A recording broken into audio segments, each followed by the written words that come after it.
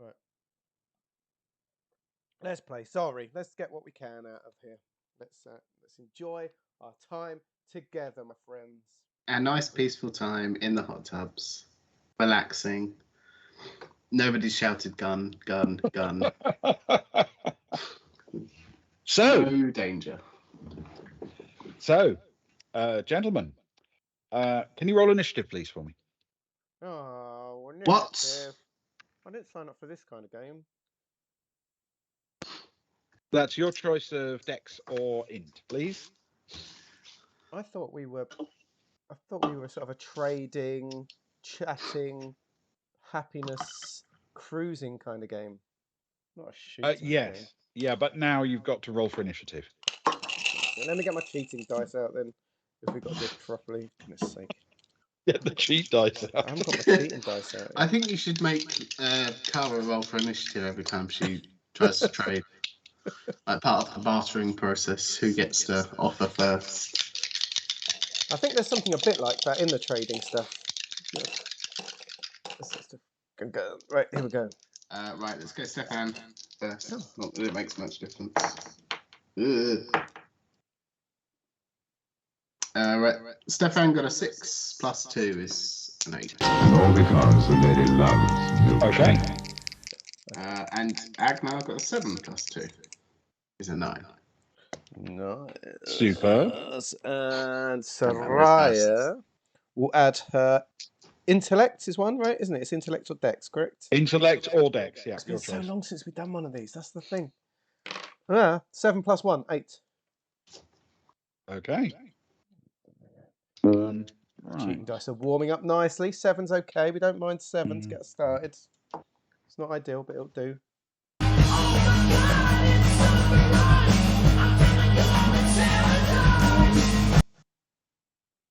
Zoe has a 9. Really need some wine now. What an hour it's been. Top Rick quality. 7. Co-op wine, only the best. Only the best for less than £6. It was on offer. I'll drink to that then. I'll drink to that. Nice Tempranillo Rioja. Lovely. Chin chin. Rose and Cat. And then everyone's done. Oh, I'm not sure. Maybe a bit late. A bit later in the evening, I might enjoy it a bit more. Oh, well done, Pat. That's some top quality stuff. See, Pat always brings the goods. It's the best. She's great for that. Okay. Right.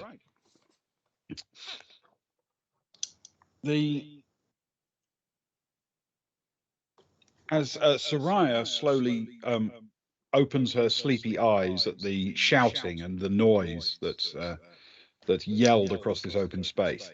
And bear in mind, you guys are not the only people to react to the sudden shout of gun. People in all sorts of hot tubs are prairie dogging out of the top of them, going, "The hell?"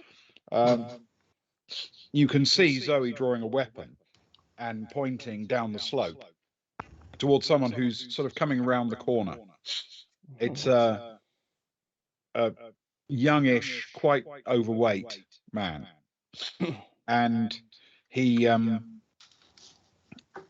reaches a point where he's got a clean shot towards the diaspora and raises a handgun, which Zoe had seen in his hand. And amazingly, she's got eyes like a elf, that woman. And amazingly, he is in fact the person who gets the very first shot. Oh no. None of the 300 people in the hot tub that aren't us. No one else has got guns? Like the hot tubbing. He ended up with an initiative of 14. Oh my goodness. He came ready to play, didn't he?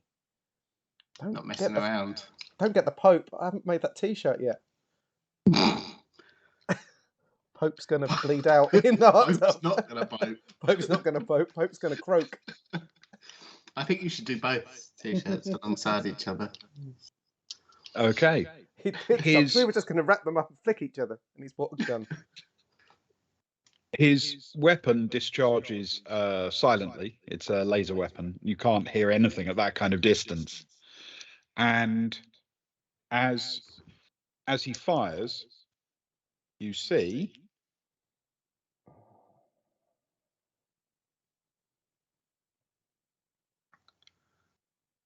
It's not lasers at all. It's just a bunch of flowers that comes out the end, and it's a It's a lighter. lighter. Oh God, the Travellers' Aid Society aren't going to be happy if this goes wrong. his shot hits Rose, Mm. who is down by the diaspora hot tubs and is a fairly easy target for him because she's standing up next to them. Oh, you can't hit Rose. Um, At least Rose is on shift, so she's got more than just a towel on, I'd imagine. Rose. 318. Okay, and Rose immediately drops, not even making a sound. She just drops to the deck. There's a slight twitch from her as she falls. How are we going to explain this to Caboodle? Oh no, this is not good. Caboodle's a cat for anyone whose first time it is here. Let's get this div then. Okay, the next person to go is Cat, in fact, who reacts very quickly.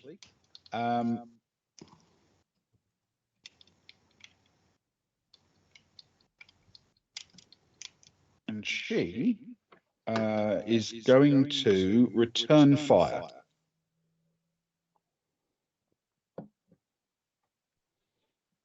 That's good. +1, 12, +4. Okay.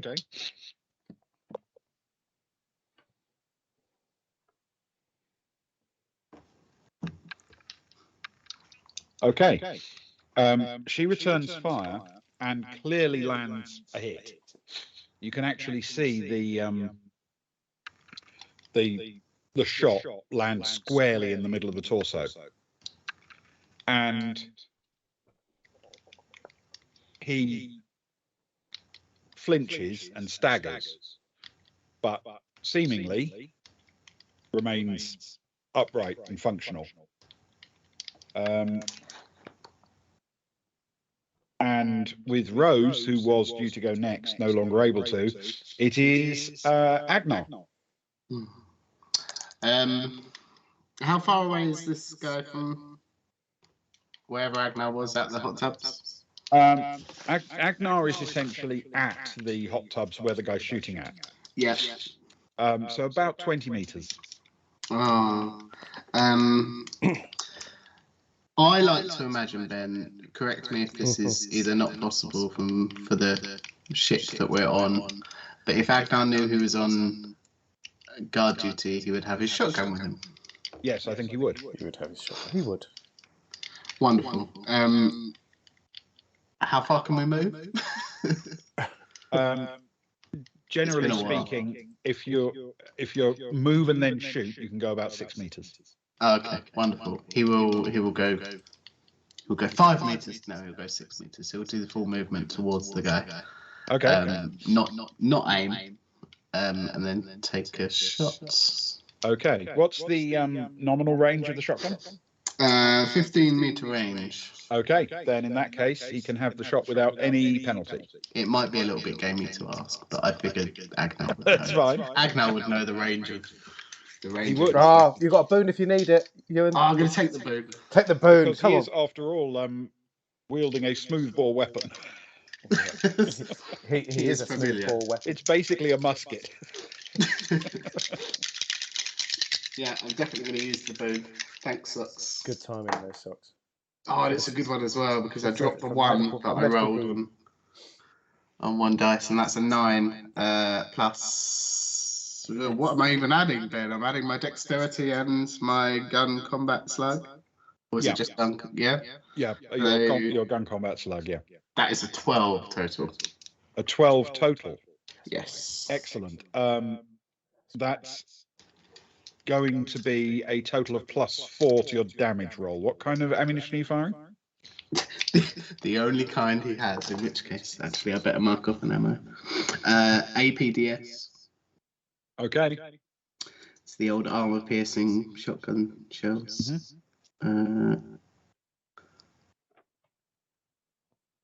Right. So 5D +4, did you say? Yeah. Brutal. Though not great dice rolls. There's 3 ones in there. Oh no. But that's a 12 +4. A total of 16. Yeah. Okay. What's the AP score on the projectile? It's 6. Okay.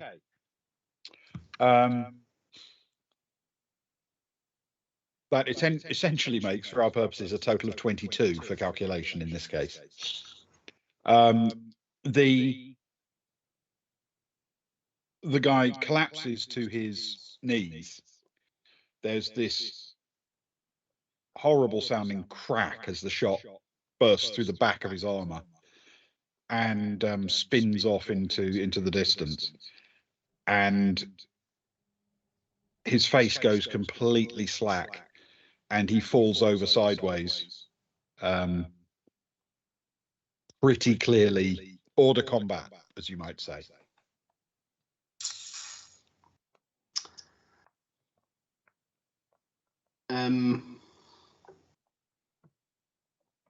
Guess that's Agnar's go. I feel really bad. I shouldn't feel bad, but I do. Yeah. You deserved it. Are we still in? Are we still running initiative? We'll run initiative for one more turn while you work out what you're going to do immediately. Yeah. So with Agnar finished, it's going to be Zoe who reacts next.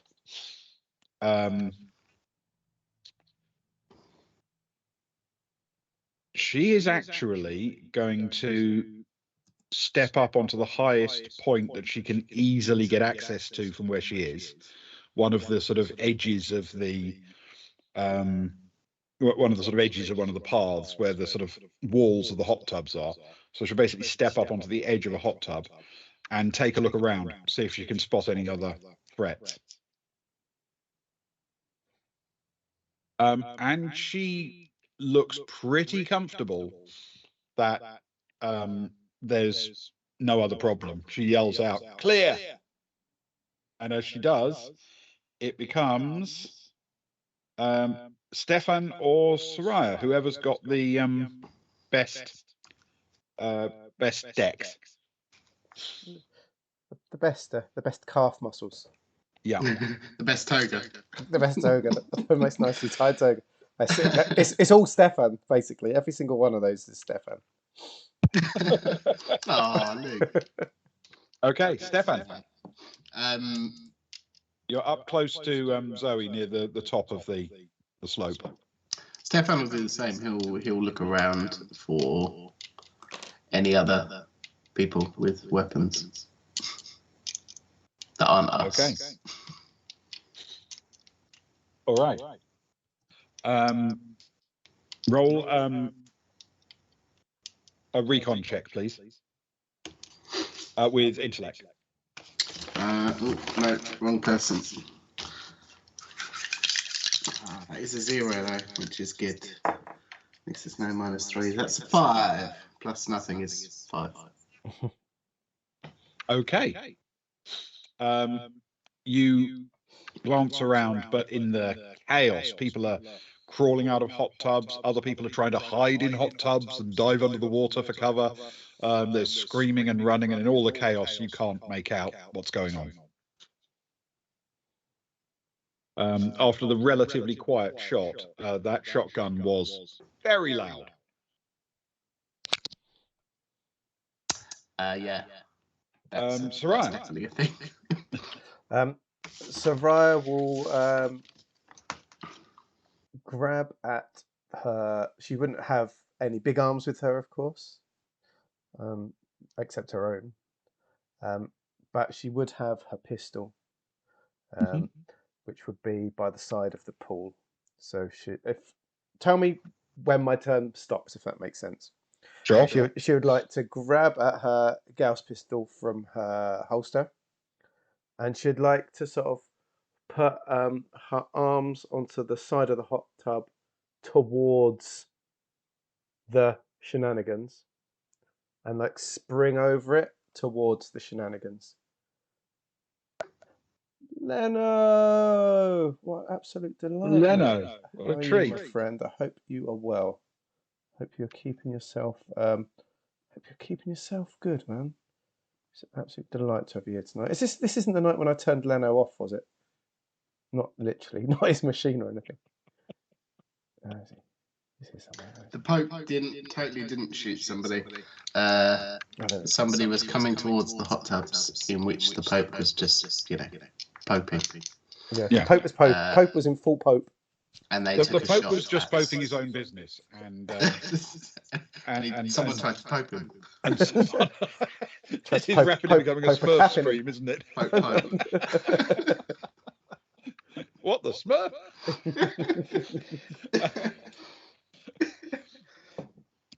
Yes. Okay. Can you make a dex check for me, please? Dex check, okay. Can I add? Oh, I don't need to add anything. You can add athletics dex with it. I'm not going to add athletics dex because it's a 0. That's a 9, please, with a 0 and a 0. Okay. You make it across the hot tub with a fair degree of alacrity, landing squarely on the other side. You're probably a few paces in front of Zoe at this point. Yeah. But because she's standing on higher ground than you, she can still see over you. As she jumps, she's going to shout towards the Pope and the cultists and all those down there. There's that cat and that. It's like, so get down and shut up.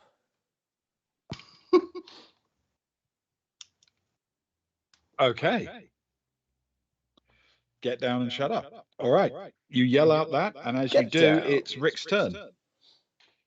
Trying to think what on earth Rick can in fact do. It's quite drunk.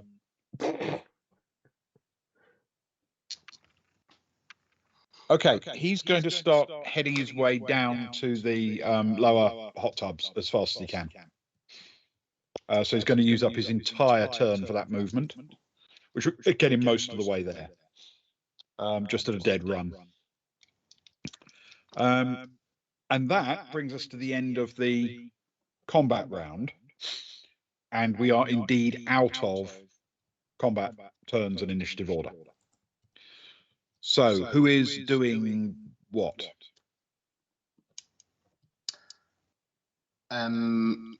Quick question, Ben. Agnar's distance to the assailant compared to Agnar's distance to Rose, and are they in different directions? Agnar effectively stepped between Rose and the assailant in order to take his shot. He's 3 or 4 meters from Rose and 15 or so meters from the downed assailant. Okay, he'll go check on Rose. Okay. You want to make a medic check immediately? Yeah, as soon as he gets here, he'll assess how badly she's possibly injured, possibly not injured. We don't know what kind of armor she's got. Okay. Cross his fingers. You yes, can you roll your standard medic check plus intellect, please? Roll strong, my friend. Roll strong. And that is pretty good. That's a 10 plus 3 is a 13. Okay. Are you also using a med kit to try to solve any problem? And if so, does it have a bonus of any kind? Yeah, I mean, if he if he sees that she's clearly hurt and injured, he would be using a med kit. He'll be using his last +2 med kit. The last Okay, Austin so med that's kit. plus 15 Oh, yes. total, or a total of 15. Yeah. Okay, so that's plus 7 on the take as an immediate first aid. Can you roll 1d6 for me, please? Yeah. And I've crossed off my med kit. That's the 3. Somewhere in the middle. Okay. You you start patching up Rose as best you can. It becomes apparent she is extremely badly hurt. She's taken a shot right into the center of her mass, and it's left a really gory mess. She was wearing some lightweight protective armor, but it didn't provide enough protection for a shot like that. And she's taken a big hit.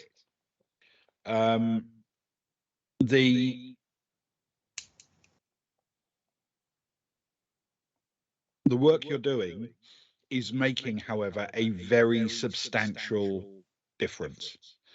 You are significantly working and healing her, but this is going to take about half an hour or so in place in order to actually fully stabilize and treat her where she is. So Agnar is going to be able to do basically nothing else for 30 minutes. Okay. Whilst he's doing it, can he just shout to one of the Baltic Star crew? Cat's closest. He'll shout to Cat.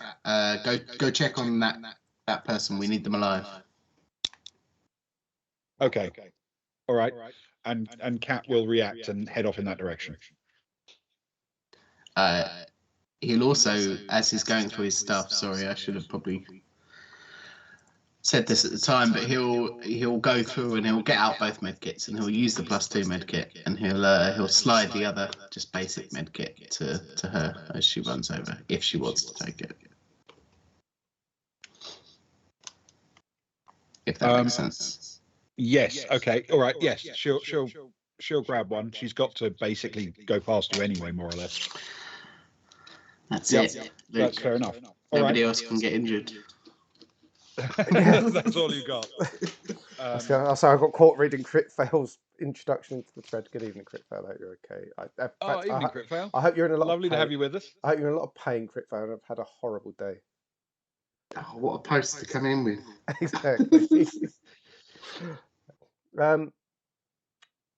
So as we're sort of out of time, I guess, while this sort of checking has been going on, Sarai will have been charging down towards the hot tubs. Were the cultists listening to her fevered rantings or not?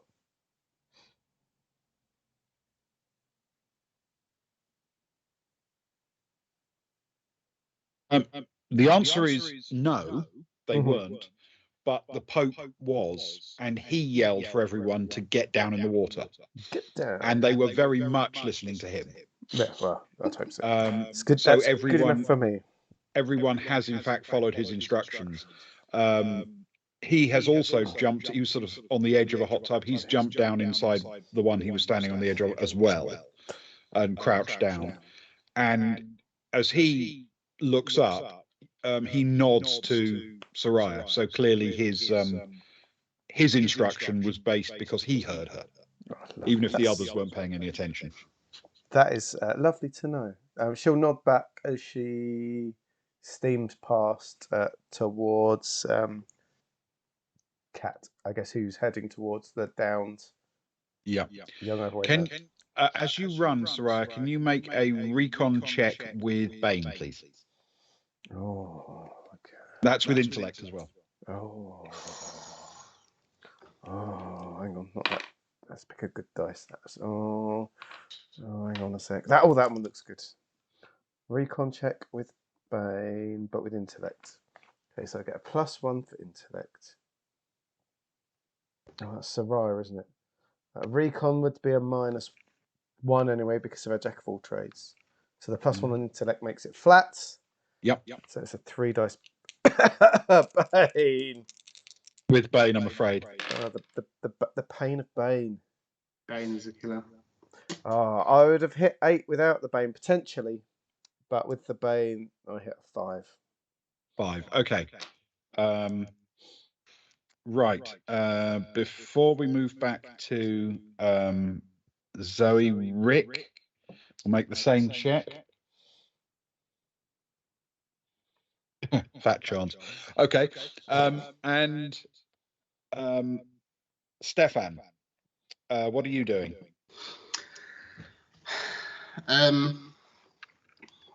I think Stefan kind of realizes that it doesn't feel though there's much he can do in this situation that isn't being done. So he'll make sure that he's got his finger pew-pews out, or his one finger pew-pew, and he'll do 2 things. He'll continue surveying the area for any further threats, and he'll also start a little stopwatch on his personal communicator to see how long the cult members stay underwater before they either get told to come back up or they decide to do so on their own account.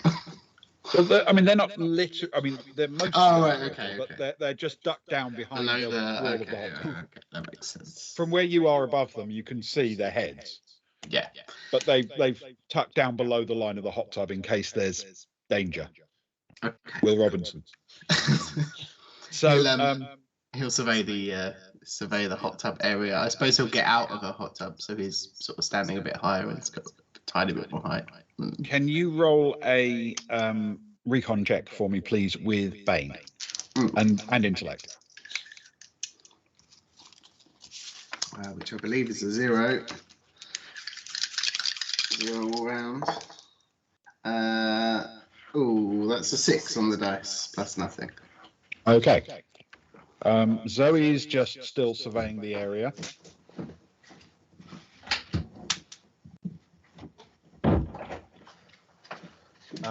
And doesn't seem to do anything other than just keep watching.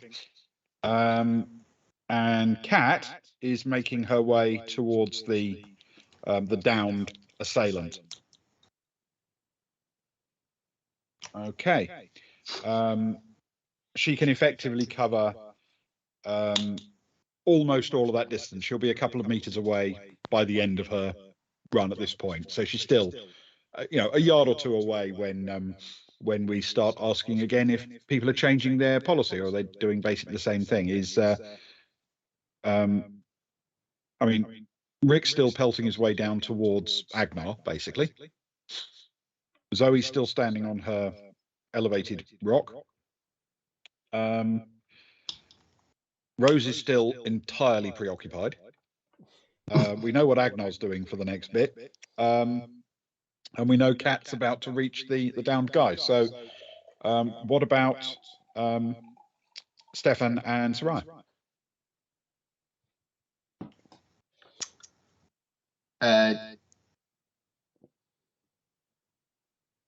Soraya, did you just leap over the hot tub? Was that what happened? Yeah, she sort of hoiked herself out like she was sliding over the bonnet of a car, going over the edge of that. She ran down past the cultists, and was heading off to join Kat over the body of this guy. Yeah. She leapt out of the water like Venus emerging in her Botticelli. Oh, but heavy metal music rather than classical Italian stuff. And not a scallop shell either. Yeah, there was no scallop shells in sight. Loads of tomatoes. Stefan will, after looking around, he'll follow Soraya, and he'll start running down. He'll grab all of the stuff that is theirs, and he'll start running down. I assume she took everything, but if she didn't, all right. We'll pick her up. You're both still sort of looking around, a bit panicked, a bit alarmed. So can Stefan and Soraya both make recon checks for me, please? I'll also have one for Rick before he reaches Agnar, and for Kat. Do I still need to do a boon or not so much now? As the panic has subsided a bit, you can have this without the bane, please. That's very Both of you. kind. That's very kind of you, Ben. Thanks for asking, mate. There we go. Oh, no. Mine's a 7. We'll get that out of the way first. An 8. Beat me by 1. Beat you by 1. Okay.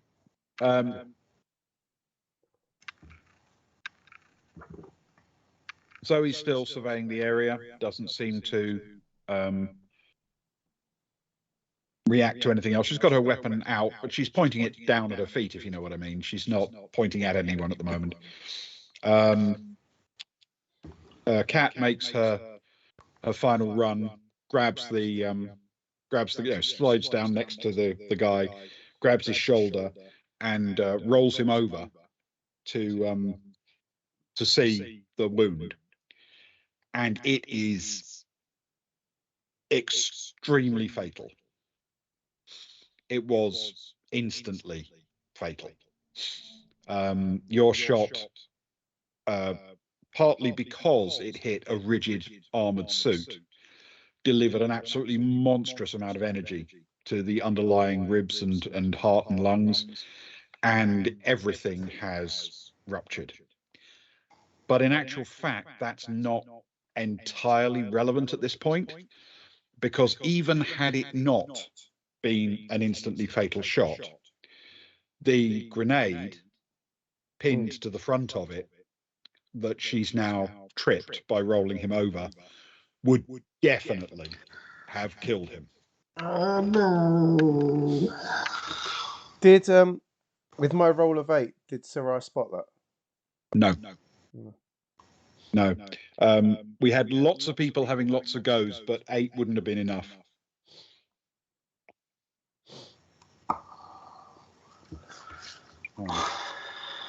Why would you do this to us, Ben? Trying to thin down the herd. Yes, we'd recruited too many. We'll leave him back on the Baltic Star next time, Ben. I promise. Okay. It is a grenade, not a landmine. So when it trips, Cat gets a chance at a recon check to see if she can react in any way, which she passed. She immediately spots the danger and reacts accordingly. And what I'm going to do here is give her an intellect check to decide what she does with that information, having seen the grenade go primed. Okay? Yeah. Because broadly speaking, if she passes the intellect check, she's going to roll the guy back on his face. Yeah. If she fails the intellect check, she's going to dive away from the explosion. All right? More likely to take damage. Yeah.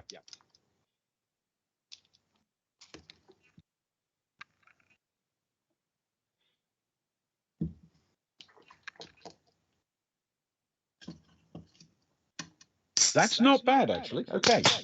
She rolls the guy back over on his face and literally is sort of standing back up again in order to leap away when the thing goes off. Because of that, she takes reduced damage, but some still gets out beyond it. Not horrifically bad, though. Okay. Cat falls down and lets out a high-pitched scream of pain, but she's clearly upset and injured.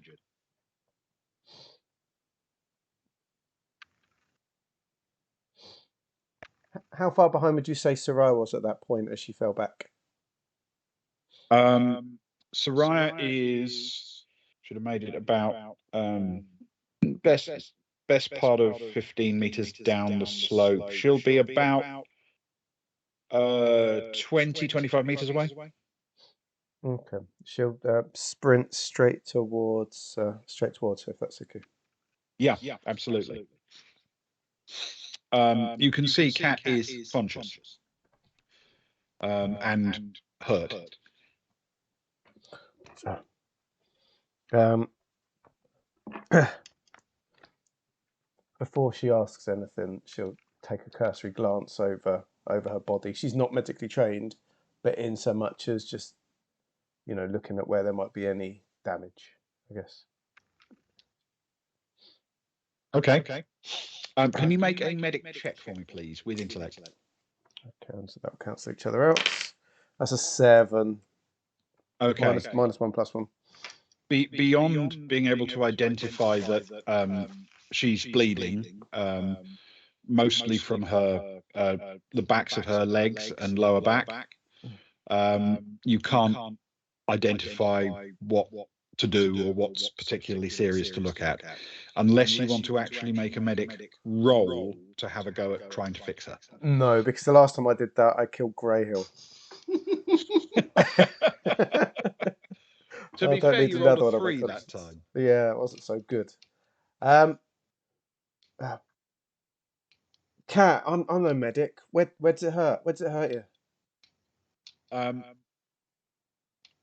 Roll a persuade for me, please, with Bane and intellect. Okay, an intellect. Okay. With Bane, because she's just been exploded. Yeah, come on. But persuade's a good +1, and intellect's a good +1. Okay, so it's a +2 to what I roll, so you never know. Might be all right. We'll see. That is altogether would be a 7. Is with the Bane plus, what did I say, 2? 9.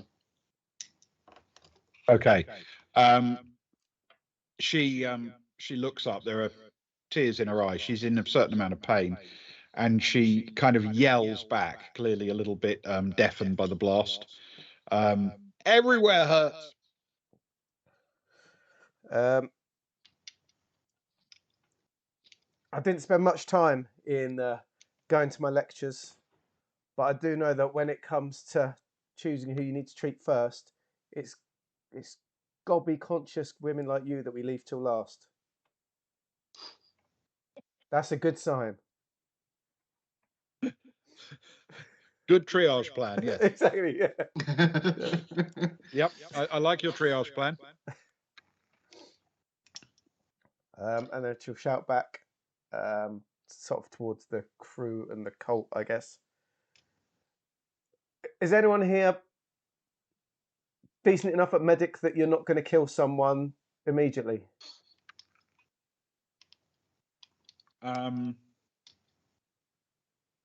Good question.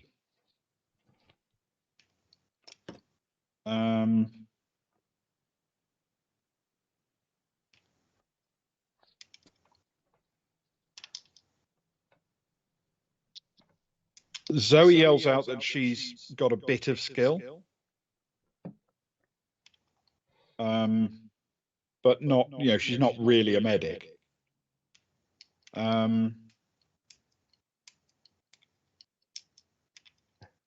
Exactly, that's what we need. Crit fail on board. Rick's a biologist, isn't he? Very drunk though. Had a few. We do actually have a medic in one of the hot tubs. Yes. All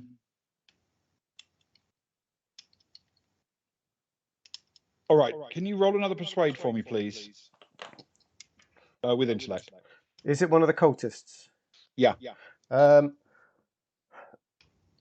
Okay. Yeah. I'm just.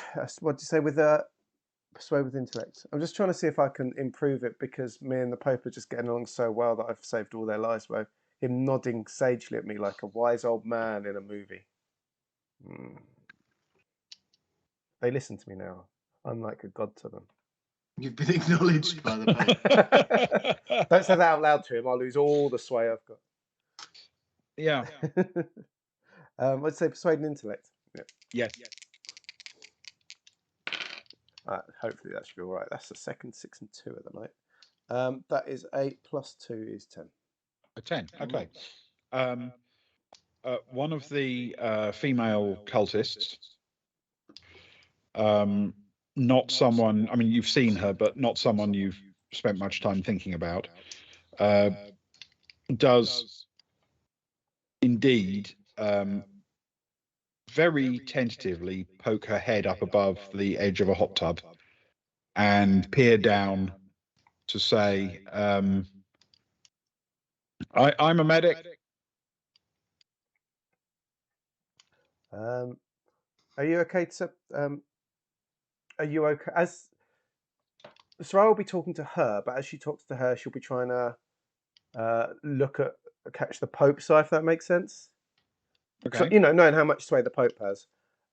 So says to her, while looking at the Pope, would you be okay to come and check on our comrade who was trying to keep you guys safe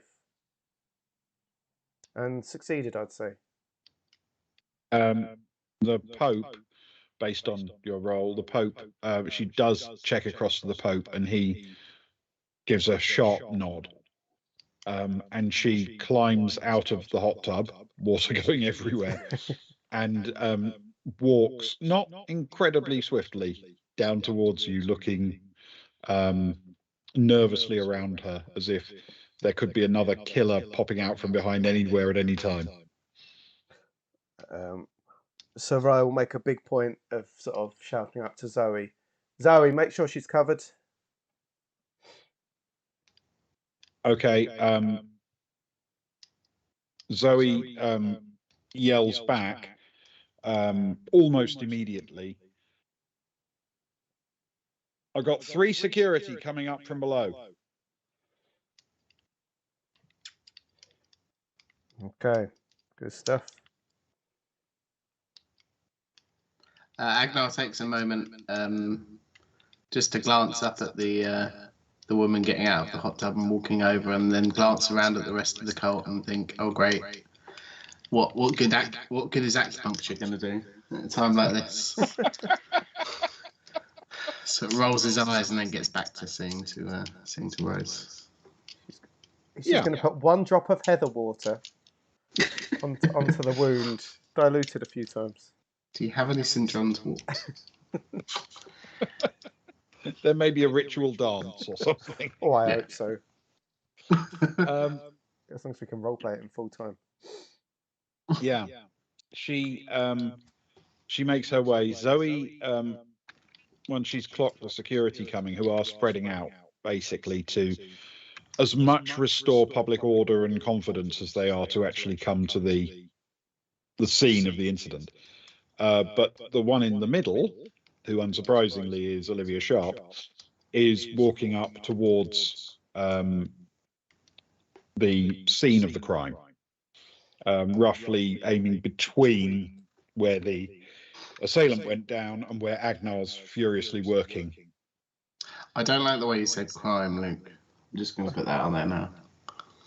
Crime. Dear, dear.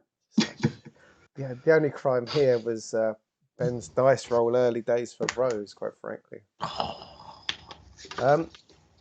Can sort of nudging over at Stefan, who's making his way to sort of like get him to hurry. Does Soraya still have the possibility to get to the now slightly more blown up body of the assailant, the would-be killer? Yep, I don't see why not. Zoe's starting to walk down now, still gun out and looking around with the weather eye, but she's starting to close in as well. And you've got a bit of time before Sharp gets up to your level. I just want to get my hands in any surviving pockets before security get there. Half the chance. Okay. We trust Sharp, but we do like having a bit of a carry on with her. All right. That's very true. Stefan, can you roll for me, please, a deception check with Dex for me, please? I always forget, because deception is not as good as I think it is. No, it feels like it. I was going to say this is like right in his wheelhouse, but it's not really. He does have it at 0. That's not bad though. That is a 9 plus 2 from the Dex is an 11. All right. Stefan, you notice Sharp approaching, and you also notice Soraya's slightly stealthy approach to the the body. She looks like someone that's someone that I may have worked with in a previous life. Ah, yeah. Yeah. You spot what she's doing, basically. Can he? How far away is he from Soraya at this point? 20 meters or so. Okay, he'll run up to Soraya and just put a hand on her shoulder, like, and lean in like he's saying something, and then he'll run off to intercept Sharp and the security team. Okay. What are you going to? Are you going to yell to Sharp as you go, or just going to run towards her? He'll just run towards her and sort of pull up a little way short, and he'll say, "There's been a shooting. There's somebody attacked the diaspora, but they're down. We've taken care of it, but there's some injuries. Can you call for medical assistance?" All right. Yes. I need you to roll a deception with intellect and a persuade with social. Oh, this is where it goes terribly. Right. Deception with intellect is an 8 plus 0 is an 8. Okay. And what was the other one? Persuade with... Persuade plus social, please. Social. Which is not as good. That's a 6 plus 1 is a 7. Okay. As a consequence of your distraction, Sharp takes her eyes completely away from whatever Soraya happens to be doing. But as she focuses on you, she says, "What was that explosion? I'm not bringing medics up here if there are bombs." That was the assailant. We after they were taken down, we wanted to. Would Stefan have been close enough to know exactly what happened or what had gone on? He'd have certainly known where the source of the explosion was. The exact details of the trap, maybe not. Cool. He'll say once they were taken down, they exploded. there was someone caught in the explosion, but I assume that they were running in to try and blow up the diaspora. Presumably, any other explosives that were on them are no longer an issue. But I'm no expert. She picks up her comms and tells someone on the end of her comm to evacuate the hot tub area. And then she walks towards the Pope and his diaspora. As she walks towards him, she says, "Get your people out of here. Get your people out of here now." And starts literally like shooing them like you would a flock of sheep. And the Pope looks around in confusion, as does his entire group, and they don't move. They're staying put for the time being, at least.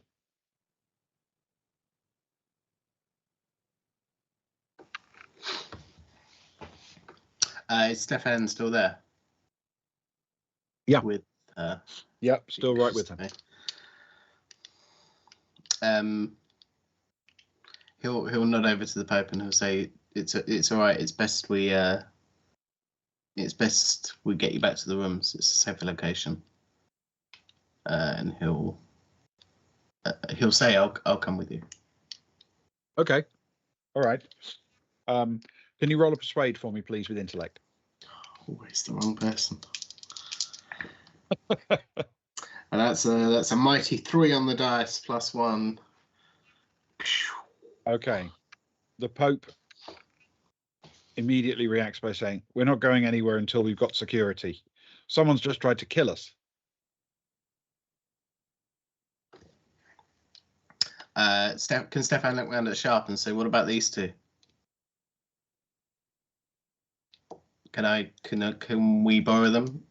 Agnar was on duty, but he's busy. He'll gesture over to whatever Agnar's doing, and then he'll shout out to anyone left. I suppose that's as Rick.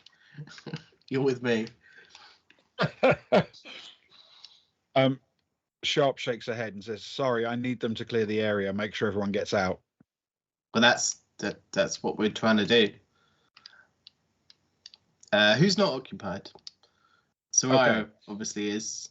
At the moment, Zoe is walking down, but isn't. Right now. Soraya, get away from that body and What come are you to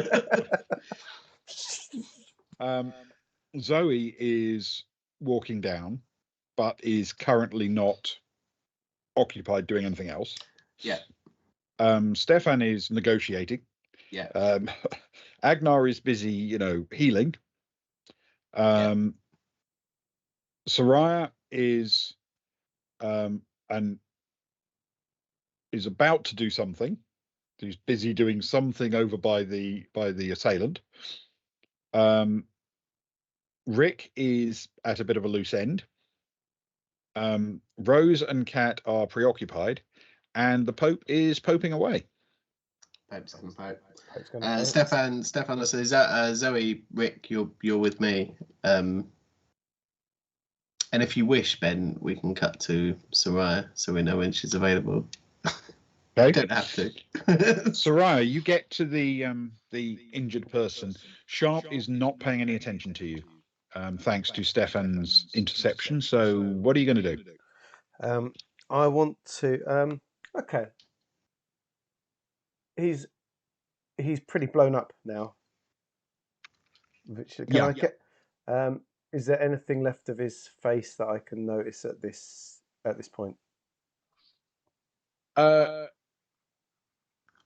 Yes, I mean the face is badly damaged, but you can tell he's human, reasonably young, fairly overweight, shock of dark hair. He's bleeding from ears, nose, mouth, and there's quite a lot of fragmentation damage as well, which has torn into the skin. The clothing he's wearing is like a very lightweight boiler suit, almost, over what's clearly some armor underneath. And it is fairly shredded. Yep. Can I, first of all, and not for gross reasons, can I, on her device, snap a picture of his face, please? Yes. Can you use an artist image check? You know the one. Yeah. Which for her is a -1, which is reasonable. Can I use intelligence in that? Yep, you can use intellect for that one. Yep.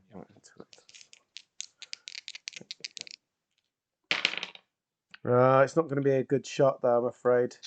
Right, it's okay. Maybe 6. Okay. +1. You get an image. You're not particularly happy with it.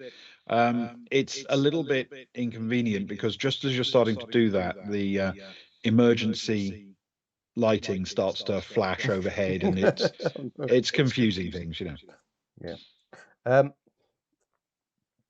Grimacing a little at that and realizing that with the flashing it's not going to get any better. I'd like to try and rifle through any pockets which could potentially be quite gory, starting of course with boiler suit, and if not, I guess reaching inside more, looking for dog tags, necklaces, chips, anything. You know the usual. The usual stuff. Yeah.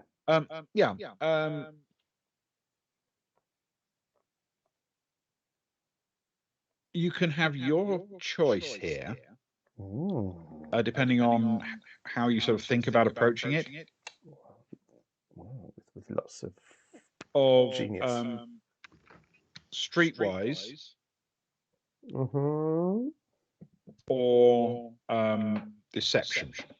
Oh, let's have a look. I'd like to think at this point as well that a scout is relatively good at searching through long deceased gory bodies for some kind of useful information. Wait, there is a saying in the scouting service, which is "Scout's gonna scout." I believe. Scout's gonna scout. Scout's gonna scout. Which I think fits well here. That would suggest that she can definitely add her intellect to that then, because she will have had experience of it. Ben, would we allow that? Yep. So streetwise plus intellect is +2. Oh yeah, crit fail. Scouts are always looking for loose change. Always, because whenever you don't have your own home, of course, your ship is your home, and it's a little ship. So you're always stopping off at stations and dirty old trading posts and minus things with vending machines that are always breaking. The amount of loose change you get through on a weekly basis is ridiculous. So you loot their bodies for their spare credits here and there. Mint Imperials. And there's little Werthers. coin recess things at the bottom of vending machines. Always, yeah. Phones as well. Rooting around. Exactly. Classic. It's a scout's life. Well, no doubt. No doubt. Oh, okay. So what was that? As a +2, wasn't it? Okay, she's going to get something. It depends, because it's an 8 +2 is 10. It just depends how tough the roll is, I guess. Okay. All right.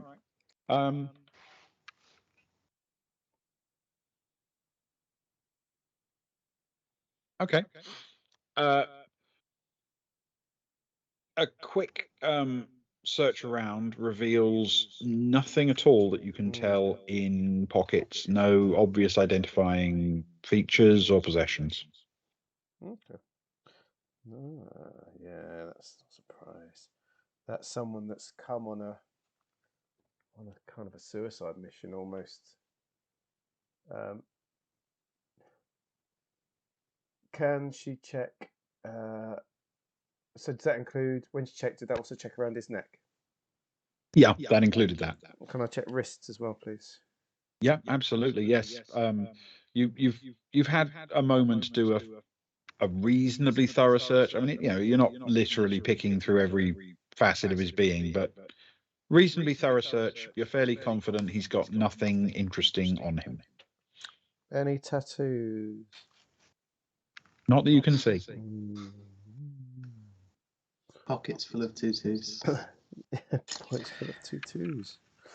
Ah. Interesting. An unknown assailant. How frustrating. What are his boots like? He's wearing fairly lightweight shoes. Not like bright red Nike Airs or anything that would stand out. A bit more nondescript than that.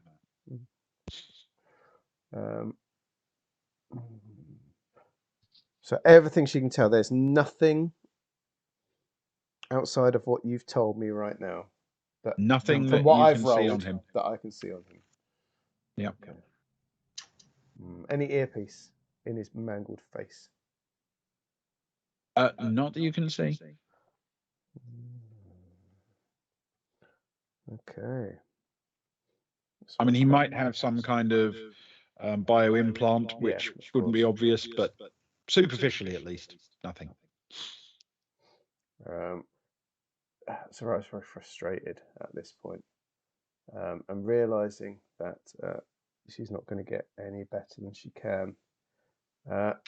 She decides to let out the frustration and panic at the time, and starts screaming and stands up, yelling at him, and doing running football kicks at his back and and his gut and everything at the dead body, and screaming and shouting and causing quite a scene, I guess. Just letting it all, the anger and frustration and the rage will come out at that point. Well, absolutely. While you're doing that, just a few yards away, the medic is crouching down to have a look at Cat.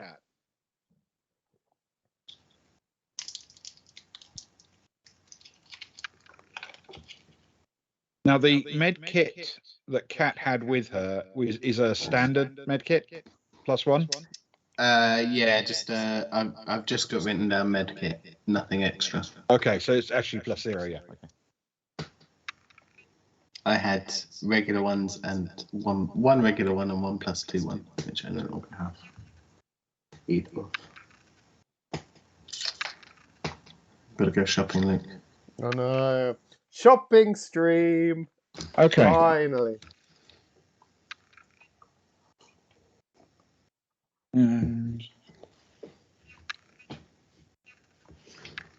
Okay.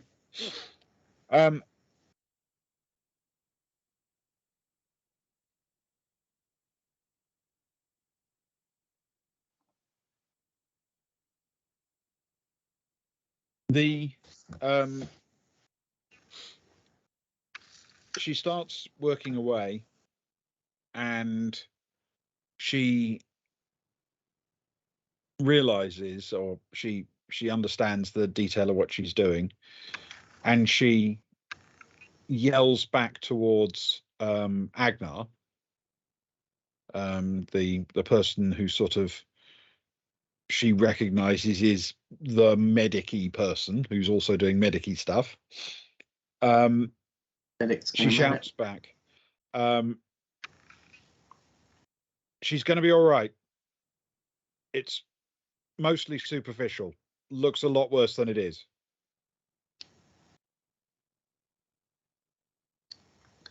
Agnar shout back, good job. Just keep her comfortable and do what you can. Thank you. Okay. And she's going to start doing exactly that. Just pootling away to work on Cat. Just so you know, for the purposes of planning and game progression, she's actually going to be working for about an hour. Cool. Patching up Cat's multiple minor injuries. An important job, for sure.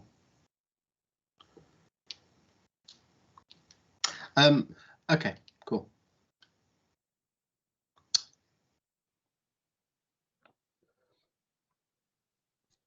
I guess. Quick question. Okay. Oh yes, yeah. Sorry. Oh, We all jump at once. Yeah. Go. Someone else go.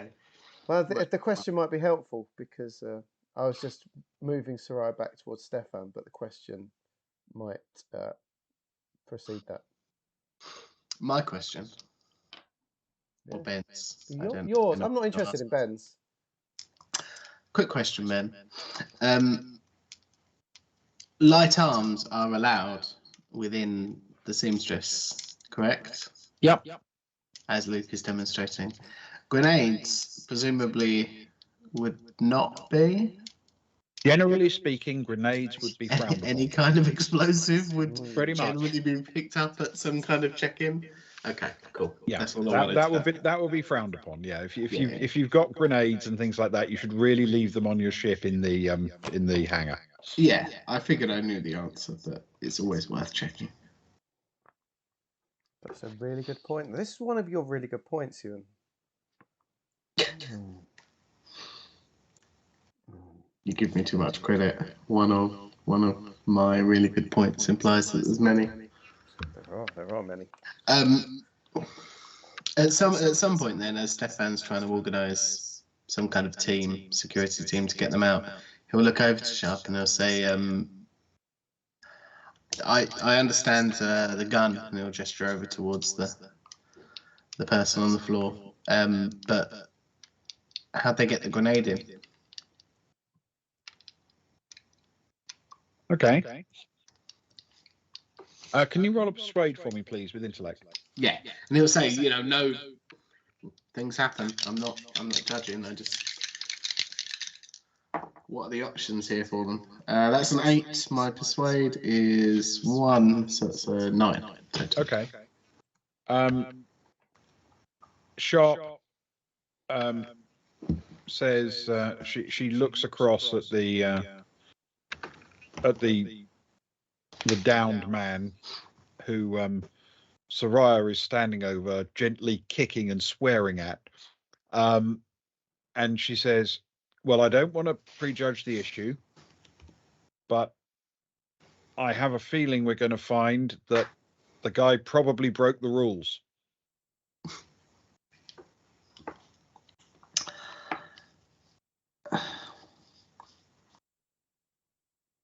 And that's all that stops people from doing that sort of thing on a daily basis is the rules. Because clearly this guy didn't care about the consequences. And I'm not judging. I just want to be clear on the situation. As long as you know there's not a certain way or a certain, group of people that are known to know what their way around security, should we say, that this person might have come from. She shrugs and then she says, it's not like it's the first time this kind of thing's happened.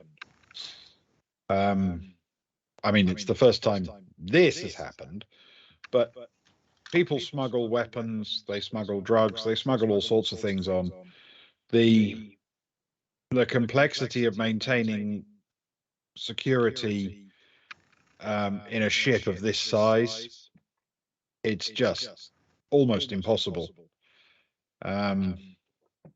If you scan everybody coming on, then they sneak it in through an emergency exit, or they land it in a shuttle on one of the escape pod doors, or they bribe someone on the crew to let them in, or they bring it in when the cleaners come in between cruises and hide it somewhere in the ship. It's just damn near impossible to keep weapons out of the ship if people are really determined. And it's hard to stop a guy who's willing to die for what he believes in. Sure, I can certainly appreciate that. I had a friend that used to work security on an installation on a planet, and that was hard enough, let alone floating around in space on this sort of scale with this number of people and a sporting event going on at the same time. There's a lot. I guess what I'm really asking is there a known flaw in security that is exploited regularly, and where would that be? I'm not aware of any specific hole, but I know we've found illegal stuff on the ship, so people are getting it in somehow.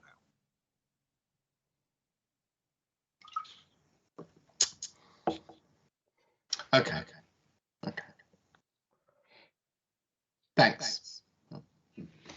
I don't feel much safer, but I never really felt safe in the first place. Stefan never feels safe. That's part of his... Well, no, precisely. But at least I've pursued all avenues that I could have done. Okay. She glances around. The entire hot tub area is almost empty now. Everyone's moved to the exits and disappeared up into the lifts and so on. The diaspora are still sheltering in their hot tubs.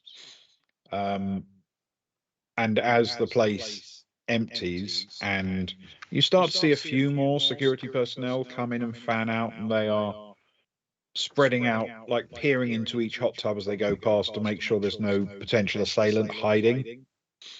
And as they clearly spread out and clear the area, the Pope eventually stands up and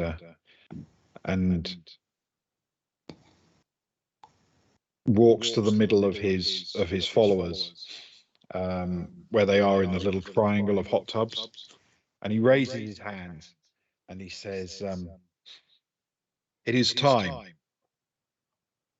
And suddenly it's like there's a little, almost a shock wave that goes through the entire ship. It's something you've felt dozens of times before when a ship goes into jump, but you've never experienced it surrounded by pools of water before. And this relatively subtle but distinctive little bump creates those circular ripples in all of the hot tubs as the waves crash together and flow apart again. Ah, the And miracle because of it timing. coincided with his pronouncement, all of his followers look amazed by this timing, Ah. and then he just starts walking towards the exit, and they follow. And that's where we'll take our break. That's a wonderful moment, Ben. I love it. Very nice. Oh, Luke, what are you redeeming points for, Luke? You got 3 points for life. I just got excited by Stefan's tale of someone he knew being a security back in the day. I wanted to hear more about this security guard. That was all. Don't get too excited. He was mostly referring to the, when he get kicked out of Naval College and met Soraya on the planet and was running some scams to get some supplies from the Naval Academy with a group of ruffians. He was friends with all the security there because he used to pay them off or bribe them or blackmail them or get by them in some way, shape, enemies, or form. Yeah, rivals. Precisely. Shall I do this thing? Shall I quickly do this minute of wisdom so that we can properly give time to the toaster when we get back? Yes. What is the minute No. of wisdom? Don't do I it. should have known it was. It's very long. Going to be type light bulbs. Just type light bulbs. Right. Hold on a second. Let me line up. It was a while back as well. Sorry, Quickfire. We got into initiative and then there were investigations to take place and conversations to be had. It was a whole thing. Suited, to be fair. Yeah, It's very realistic. Yeah. Okay, 1 second. When you get asked to make that sort of roll at the start of a session, such agility will take some time to come around again.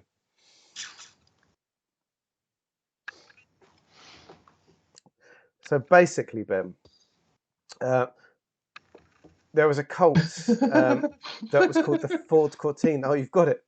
They believed most strongly in the Holy Four-Cylinder, and to prove it, they drove one from Docking Bay 327 into space, whereupon they all died in what became known as the Calamity. That was never going to work, but out of it, the galactic working class was able to sell light bulbs to cults trying to find the light. How That's exactly? your 60 seconds right there. I know. Well, I need to place a setting for this because, of course, not knowing what's going on at all, Kara, of course, has gone back to bunk basically, and the only person in there stuck with her is poor old Johnny, who's trying to sleep. So she's going to recount this to Johnny. she's come back in, and I don't think Johnny's even in the cool room either. Just have a check. No, he's in the wildcard room. So Kara has looked around the rooms. There's no one in party corner. There's no one in nerd corner. The jocks aren't there. So she's gone into the wildcard room. All right. So when you're ready, we will start the 60. Fantastic. She sits herself down on Johnny's bed and says, "Johnny, are you awake? Johnny, I need something. Johnny, are you awake? Johnny." He sort of rolls over and it's like, "Johnny, what can you possibly want?"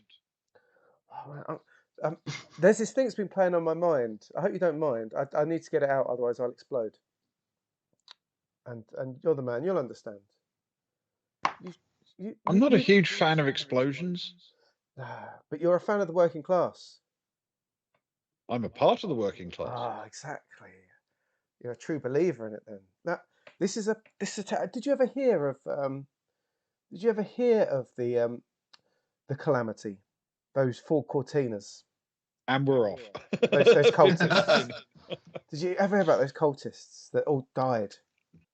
And did you know that they were caught up in the light bulbs and things like that? And this was just a tale to encourage us, I think, that even in the midst of craziness and ridiculousness, that we can work together as a class to gain something from it. And you see, they all died, right, in the Calamity through, and the genius thing was the working class around the time started selling these light bulbs to cultists because they would get these light bulbs that they would say were from the Four Cortinas. To start with, they sold bulbs that they pretended was from the car, but then after that, they just bought them loads. And they'd sell them to the cultists, and it became this thing for a few years that you'd connect one of those bulbs in your house, and you'd light it as part of the shrine towards, so you could pray towards the Great Mother or the Great Father or the Great whatever for safety from future calamities. And the working class made billions of credits from it, and it's genius. There's always money to be made from cults, Johnny. Bear that in mind, yeah? Bear that in mind. Thank you All the for that insight. Is it permitted now for me to sleep? It is, but sleep perchance to dream, Johnny. Sleep well, my friend. Chance. He groans and rolls over and tries to get to sleep quickly.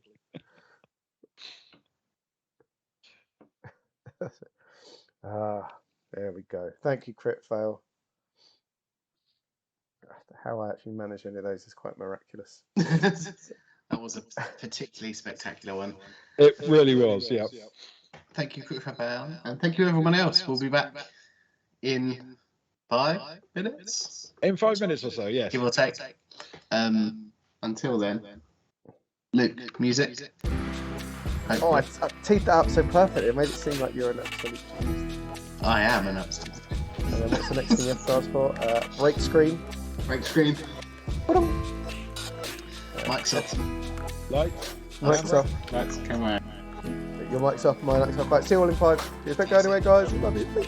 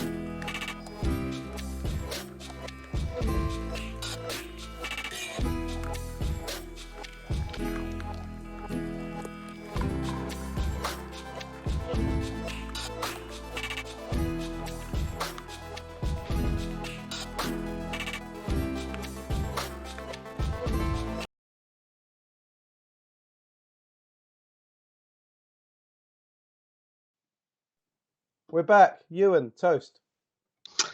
Hello, yes, Luke. Thank you all for sticking around or popping in or joining us by whatever means you are currently joining us.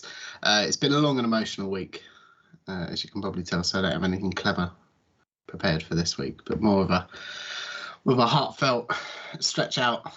And you've joined us for the most important part of the Baltic Star Traveller Evenings. The most important part of the 4-day weekend, I feel, where we toast our long departed, beloved barman, just over my shoulder here, Greyhill Bast.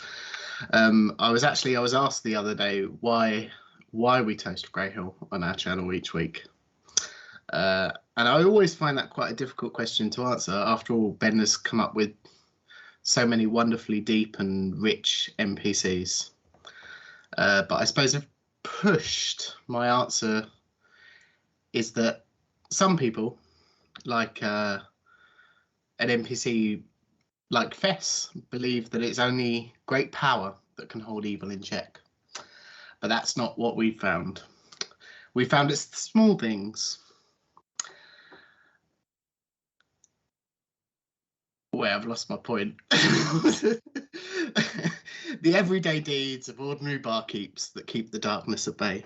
Simple acts of kindness and beer. Why Greyhill Bast? Perhaps it's because we're afraid, and he gives us courage. So I'd like you all to raise a glass with me to the late, the great Greyhill Bast. Greyhill Bast. The late great Greyhill Bast. It's Dutch courage that he gives us. Indeed. Indeed.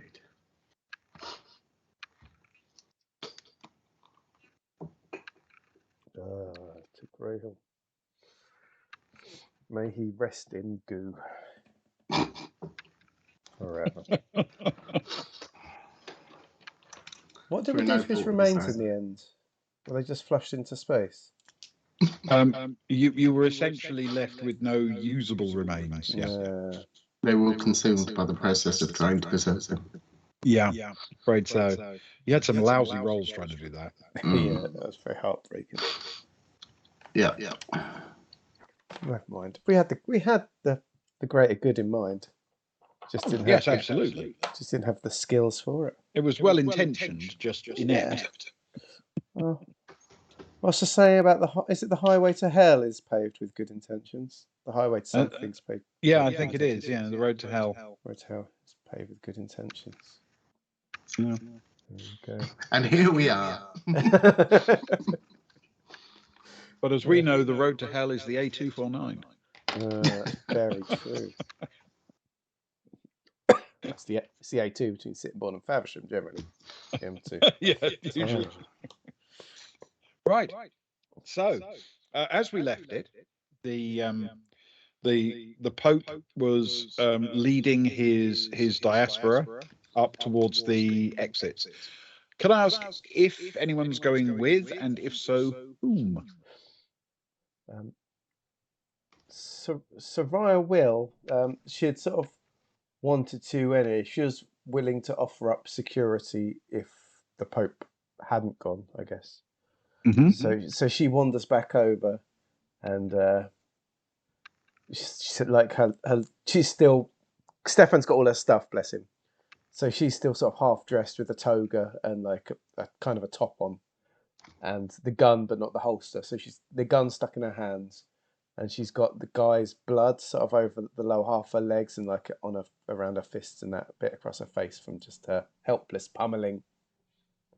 And she sort of falls in next to the back of the diaspora, grimacing a smile at one of them at the back. Rick will go with. He's got nothing else he can do usefully. Stefan? Stefan will sidle up beside Soraya and just look at her and, how the hell did you get that on your face? I just got into it a bit too much. All right. Okay, understand.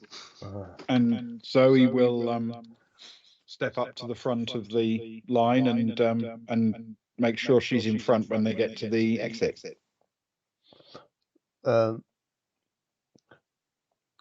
Sarai will turn around and sort of shout back a bit over cheerily at Agnar. We'll see you guys back at the bunks, yeah?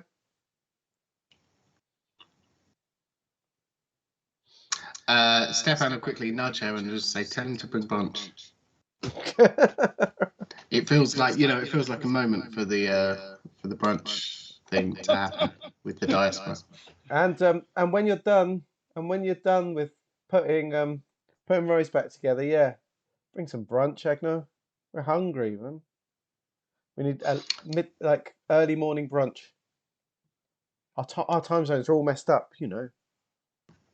I've got to go on shift in like 2 hours time. Oh, this is terrible. Rick, are you gonna be okay? You look bleary, mate. We were on in like 2 hours. He nods. He says, bit of a shock, all this.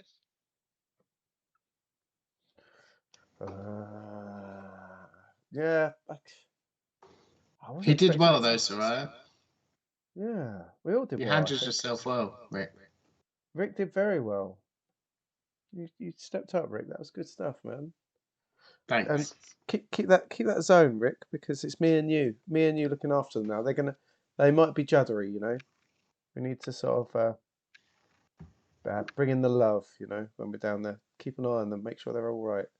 Make sure they don't do anything silly.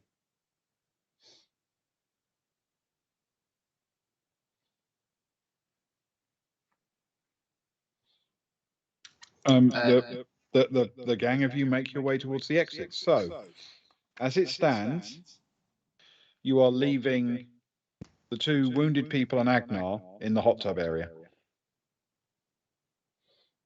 Presuming has the time finished? The 1 hour, wasn't it? That the other. No, medic... we've still got a little bit of time before your 30 minutes is up first, Agnar. Yeah. So he's still working away on Rose. Okay, that's cool. As long as Dave stayed behind, I suppose.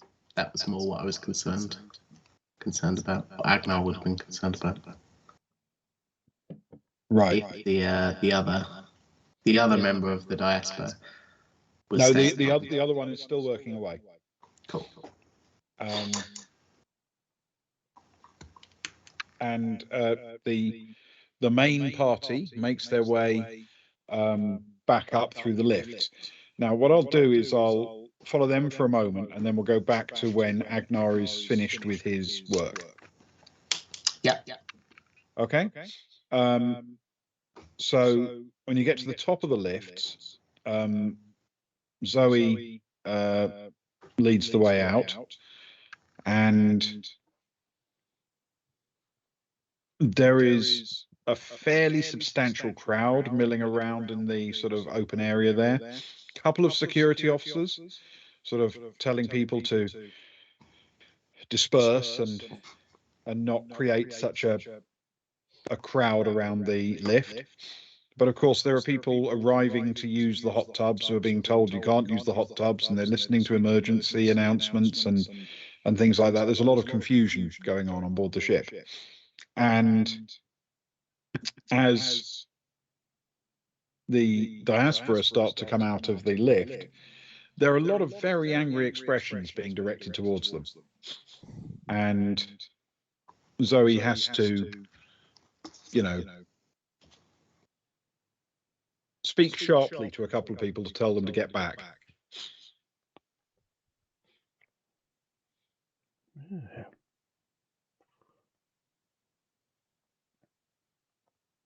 How what we took? Are people just shouting?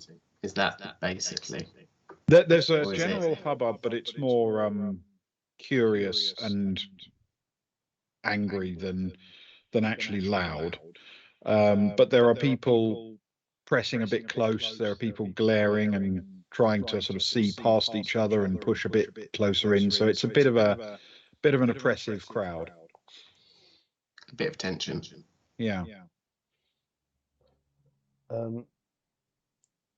Can I know it's going to be difficult to do it, but as we go past that tight crowd, can Soraya keep her gaze towards, I guess, hands and bodies of people, just in case someone's brandishing anything, I guess, on the walk through? Yes. Soraya, can you roll a recon check for me, please? With intellect. Okay, I'm rolling a recon check with intellect. Yep. So my recon's a -1, which I really need to work on. And my intellect's a +1. Okay, here we go. Well, the dice are cold. It might not be good enough. That's a 7. Ugh. Thanks. In the sea of people, you don't notice anything particularly distinct. I suddenly had a thought that when we get back on the Baltic Star and make a jump and we have a week's worth to train something new, Soraya could work on recon and Stefan could work on stealth, and they could just play hide and seek for a week. Oh, I can't. I'm already 2 weeks into leveling up my mechanic. I can't just cast that asunder. I want to play hide and seek, but I've got to do really boring things with grease and I've got to go down in the hold with Kron for the week, which is fun in itself. I'll enjoy that time. Being shown how to do stuff and that. King Kron. King Kron. King Kron, yeah. But I do want to play hide and seek. It must be said. Yeah. It's a good two-way skill exchange, I feel. Just do it for a month. And you're all leveled Oh, up. you could do a lot worse than spend a bit of time with Kron. He's a good lad. He is a good lad. So yeah, you are up there. What's your plan?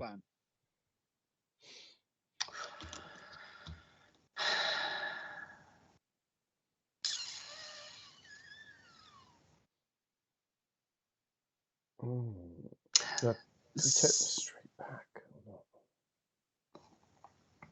People know where they are anyway, aren't they? Because they saw them go down the escalator when they moved in. So it's not like... Yeah, anyone who's curious will have been able to find out anyway, yeah.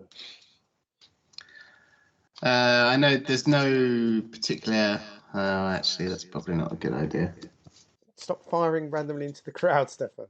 Well, no, I was going to fire up into the air, but it makes no noise because it's a laser, and it's got to hit something, which seems like a bad idea on a spaceship. You'll say to Soraya. Like firing up into the air to make a big scene of things. No one hears anything. No, until like a chandelier, some lighting falls on him from a great height about 3 seconds later. Yeah.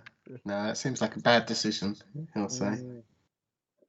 But we need to get this crowd out somehow. Got any ideas?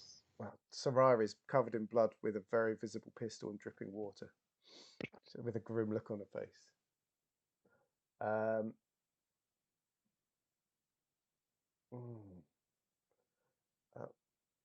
Soraya will barge her way to the front, almost like daring people that are edging in, and sort of towards. You said Zoe was at the front, didn't you? She was sort of heading them through. And she sort of. How far are we from the blessed relief of our personal elevator down to their sleeping area? A few hundred meters. Okay. So Raya will sort of shout out quite loud if that's okay. Yeah, of course. First, she'll. Is there like a pole or something she can like clamber half up to sort of lean on, to sort of shout out from? Like something like a stanchion or something. The closest you would be able to come to would be one of the support structures for a nearby bar or cafe, something like that. She only needs to be about like 1.5 feet, 2 foot in the air to get her head above everyone. I don't see why not. Fantastic. She's got to hold herself up in her blooded state. And just say, ladies and gentlemen, excuse me, please. Can I have your attention? All of you. Can I have your attention? All right.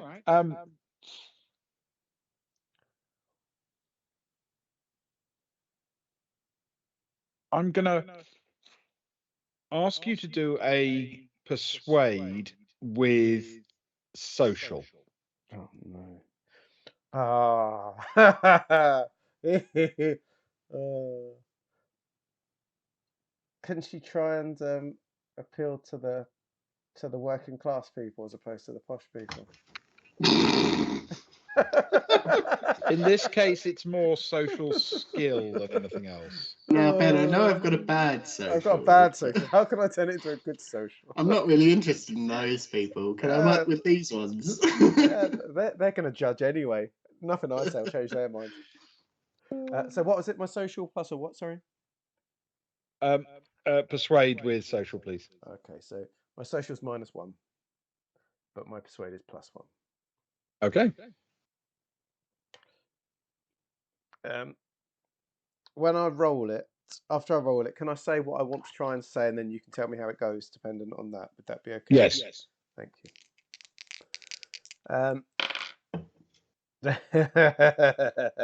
Okay, it's a 6. All right. She leans on the thing and says, "Ladies and gentlemen, you may have noticed it is I don't know, it's about 3:30, isn't it? Probably 4 o'clock by now, maybe, I don't know, because it's 2 when we went to the hot tubs. Yeah. Yeah, it's 4 o'clock in the morning, and it's buckyball on tomorrow, and for many of us, it's the main reason we're here. I'm a big fan of the Dillab Roo, up the Dillab Roo, and I for one up the Roo. Stefan shouts up the gates. I think it declares it. Now, Stefan. And I for one intend to be here watching my beloved the Roo tomorrow morning, and I'd hope that some of you will be there too. We don't want to leave an empty arena for this the first day of this magical game.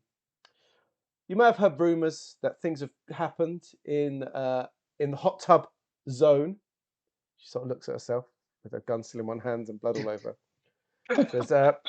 She says, but I assure you, it was just some faulty plumbing that happened to squirt jets up a couple of people's jackses without them realising. And for the sake of everyone's mental and physical health, we were told that they were shutting it down for a few hours, but we've been informed that it'll all be good to go again within no time at all. We've just got our friends here. We're going home to bed. Sorry, guys, if anyone's upset about this, but it's the start of the week. Let's have a lovely time, and up the Roo.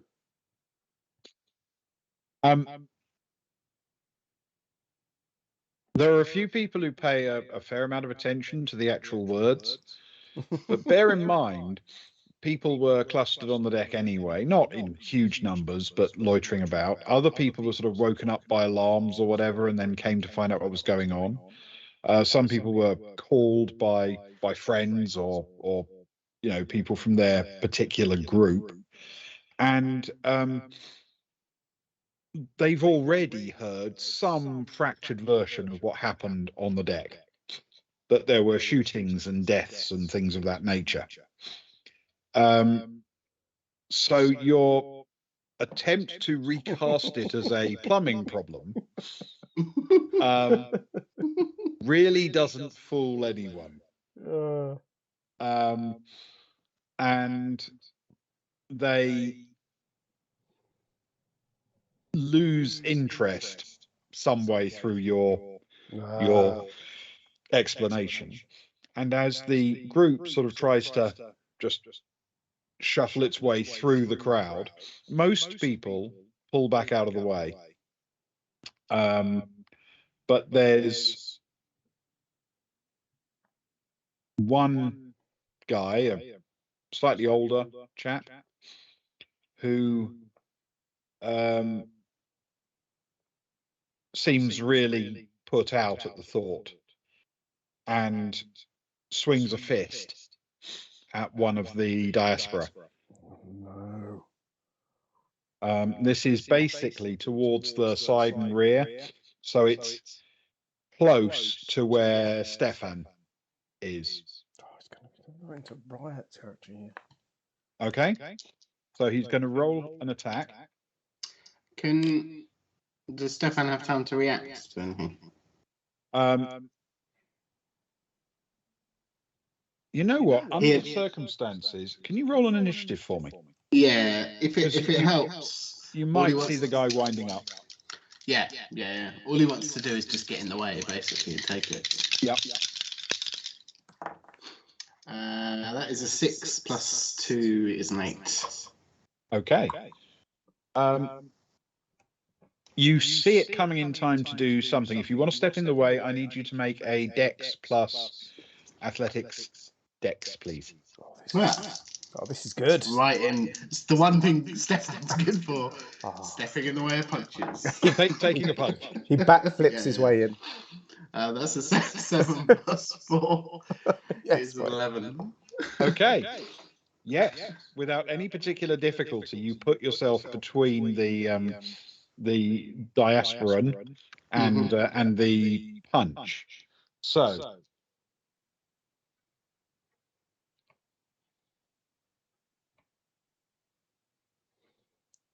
And the punch itself isn't great. I mean, possibly because you've slightly confused the situation. The guy swings and barely even makes contact. It's just not a big thing. And it's my other wheelhouse is confusing the situation. Yeah. Can Stefan will then he'll open up his pupil hand and he'll hold it out, but he'll just hold out the other hand calmly and just say, let's all just calm down. And sort of like try and guide them past the person, assuming they're all still walking and he's not. Yeah, they're still sort of shuffling along. Most of the people haven't really noticed that this little altercation happened. And the guy is looking furious, but not like he's going to follow up with many more attacks. Yeah, cool. He didn't land with his first one. He's not going to try another. Yeah, that's fine. Stefan will just... I suppose he'll wait for the last of the diaspora to go past and follow on behind. Okay. All right. They start picking their way through.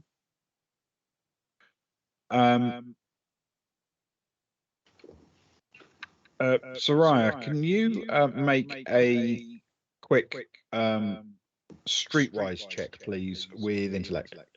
Streetwise with intellect. I can do that. Oh, excellent. Okay.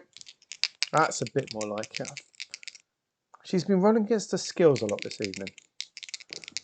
This is something she can do. He says. And I can do it as well. Good.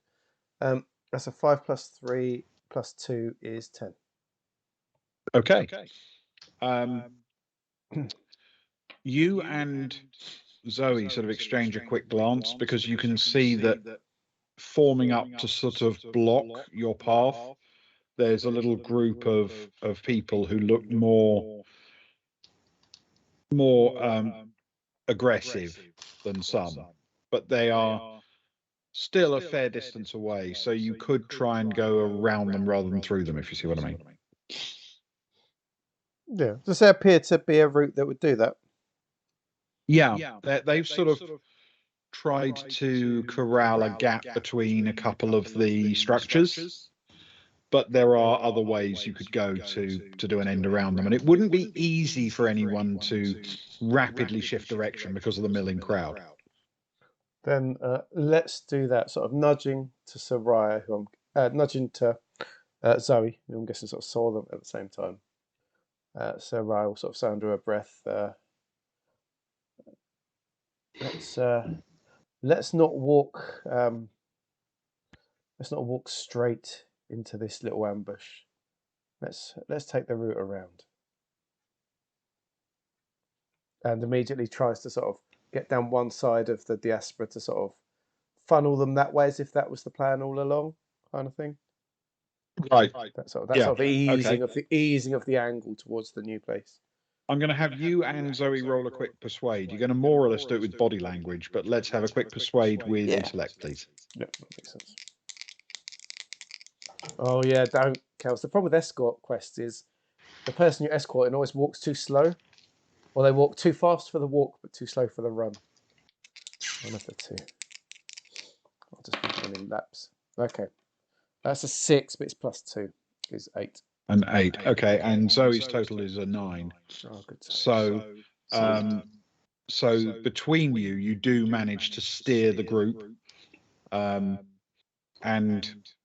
once you're going that way, both you and Zoe can sort of just fall off to that side to keep an eye on them, and though they are still making faces and looking a bit aggressive,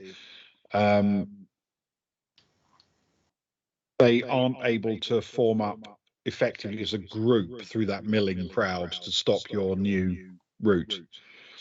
One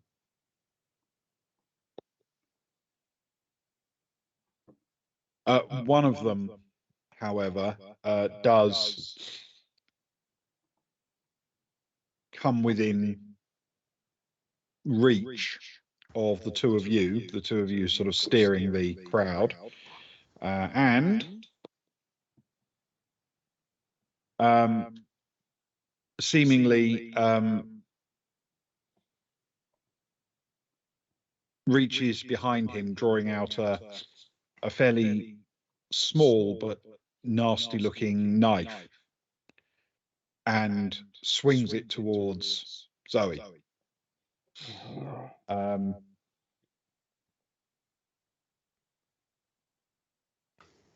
Okay, can I have Soraya do an initiative roll, please? So that's Dex or Intellect, your best one. Okay. Oh, that's I don't think I want a high initiative. That'll do anyway. 9 + 1 is 10. The best roll I've had all night. It's on initiative. Okay, well, both Zoe and you actually get better initiative, and in the chaos, he's sort of had to, unhide his weapon and everything. So Zoe's going to.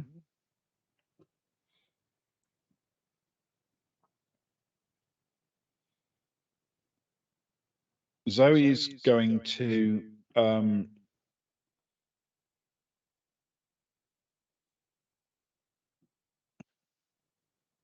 decisions. Yeah, she's going to swing out a fist. She's holding her weapon in her hand, but she's not going to shoot it. She's going to try and pistol whip him. Yes.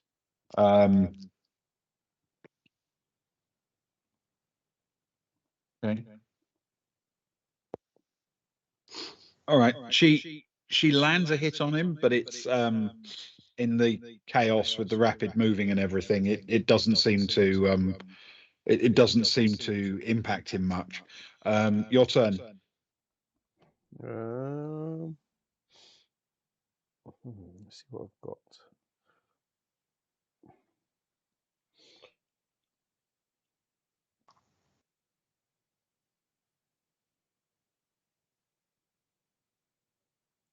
Oh, I'm just gonna check skill. Bear with me a second. Okay. Oh, where's that thing I want to find? Where is it? Where is it? Where is it? Where is it? Where is it? It's not there. It's not there. It's not there. Does that mean I don't have it if it's not there? Oh no. Oh, it's that one. Okay. Right, I can't get in the melee. Can Soraya? How close? Say, it's very close, right? Yeah, this is arm's length. Yeah. How is it very visible where we are now? Is he like the one that came over? Is there lots of his mates watching? Is it just him on the end of the line? There are quite a few people still close and glaring at you, but he's the only one who appears to have been able to force through to you from that group that you'd spotted earlier. Okay.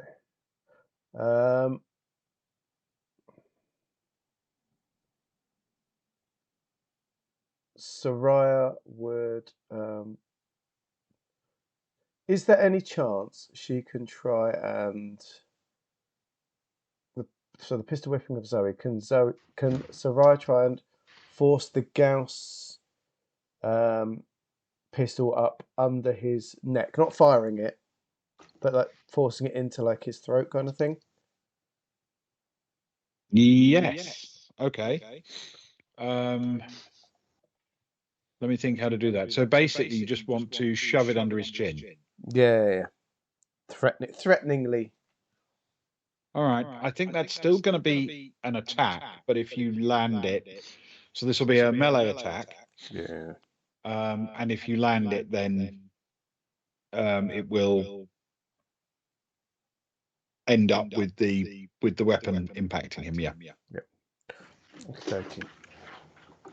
Do-do-do. Do-do-do. So it's a melee. Serious. It's very serious, isn't it? I like it.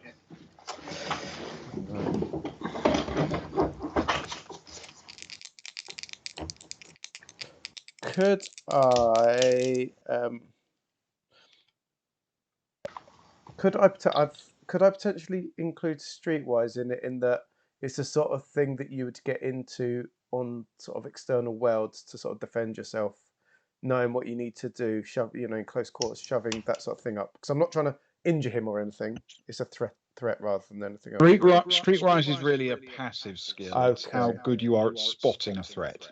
Got you. This is a melee Okay. attack, That's fair enough. but you can use Dex if you prefer it to Strength. Yeah, that would definitely. Well, they're both much of a muchness. Because you're not really trying to hit him hard here. It's an agility thing. Yeah, it is. Yeah.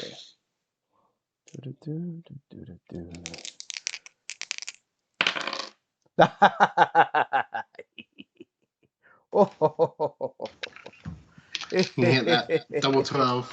it is. Well, double 12. Yeah, One nearly went. double 12. What did you get? That is a 12 on the dice. That's 12 on the dice. That's a 12 on the dice. Plus your melee? -1. Okay. It's a good camera angle, by the way, Luke. Thank you. Nice So- angle. I thought coming in. Yeah. So, okay. Total of 11. All right. You do indeed manage to get the weapon jammed underneath his chin and facing right up in. Can you please roll a persuade with Boom? And You'd like to think That so. sounds fair. Yeah. and I'll be easily persuaded in that situation. and intellect, please. Yeah, that's good. Okay, that's good. There's a boom because that gets rid of a 1. So it's a 9 plus 2 is 11. Okay. Very nice. In the sort of crush of people, you don't immediately see what he's doing because he sort of freezes. But then he very, very slowly lowers the knife and then starts to put it back behind his back and rope around for his sheath to slide it into. Soraya will say, enjoy the buckyball tomorrow. Cold.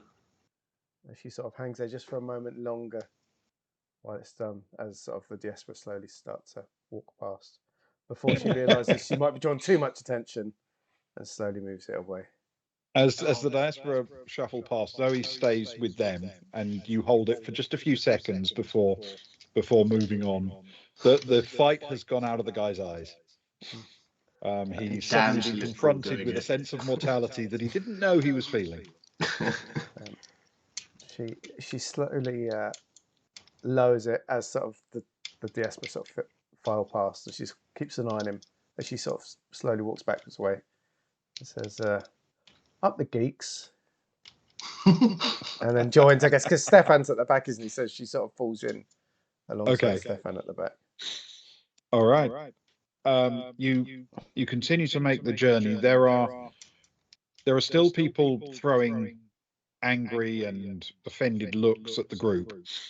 But the further you get away from the hot tub area, the thinner it gets. People have sort of clustered there in order to see what's going on and catch any of the latest news. The further away you get, because it is early hours of the morning and people are trying to sleep before the game starts, it does thin out, and it isn't very long before you can move quite smoothly through. And you make your way to the lift area to go down into your accommodation. There are some what appear to be splashes of black paint that have been thrown up against the outside of the lift. People have sort of tried painting some threatening looking marks, sort of big black X's and what have you, but nothing that immediately leaps out as being language. But it's a slightly unfriendly looking sight. And so you hover around to make sure everyone gets safely into the lift. But eventually you all get in and are able to go down without further incident.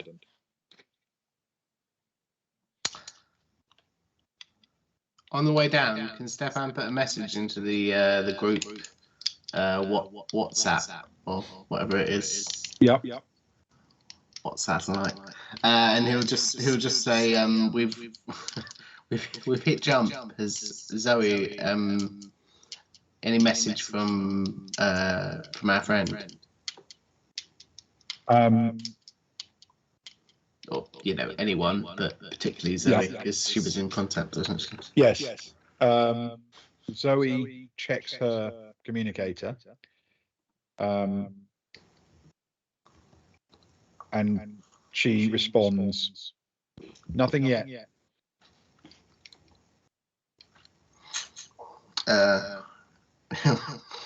He'll put a series of frustrated emojis. Well, I guess that's a week's worth of waiting,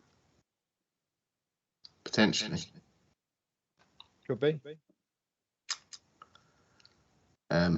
We'll check out and he'll type back in. We'll check out the rooms or the accommodation. All right. And make sure, and that'll be his first port of call when they get off the lift. I guess will be to. So what are you looking for? He won't go out of his way, but he'll mill around and he'll see if he can catch sight in the communal areas of the child. Okay.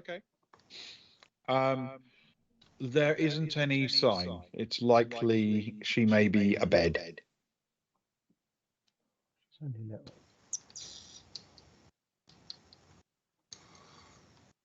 He can wait at this point. It's either happened or it hasn't.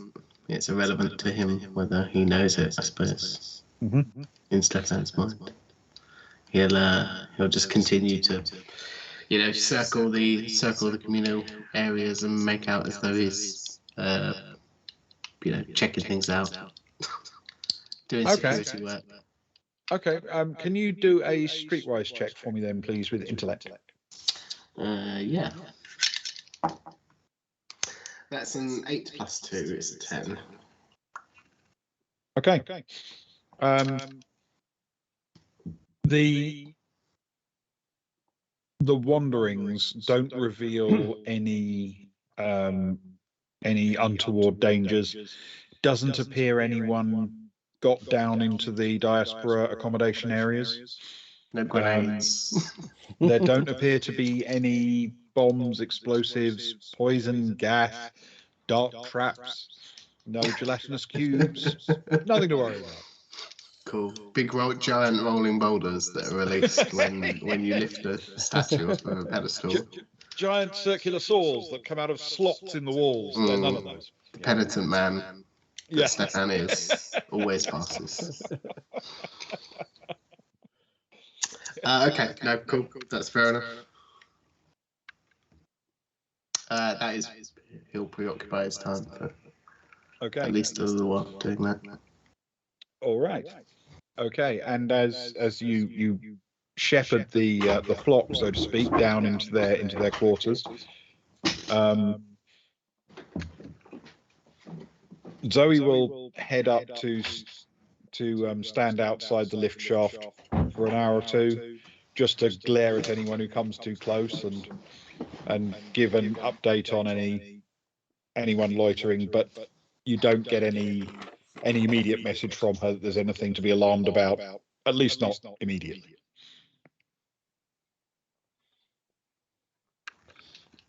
Cool. Assuming that's all known knowledge, Stefan will send her a message and just say, you know, first sign, just let us know. Okay. And Sarai, anything you want to do? When we get in, she'll grab hold of Rick, and she'll be like, well, the team of 3 that are still on for the next hour or so, well, they're all busy. So I guess you and I are pulling a longer shift. Do you want to keep an eye on the top door, or do you want to stay down with them? We'll let the others. Stefan's checking round, so he's doing her thing, but you know, you and I just need to stay solid right now. What do you fancy? I can get someone to grab you a coffee while you're there, of course. I'm sure Rick Cara's looks sort of up and down to make a decision, and he says, I'll go up and join Zoe.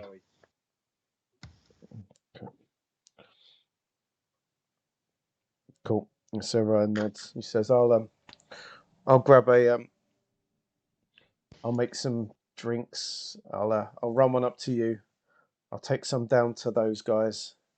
A couple of platters of stuff, and I'll settle down there. Stay on comms if we need each other, yeah? Mm-hmm. In fact, while you're there, check if Zoe wants one as well. I suppose I better make her a hot drink if she needs one. Okay, I'll ask. Yep. Okay. And he hops back into the lift and gives you a sort of a nod with his teeth gritted. He looks like he means as much business as Rick Verlo can. Cool. So I will go down briefly to our floor. So there's drink making. I've always assumed there was like drinks making things in this room, right? Yes.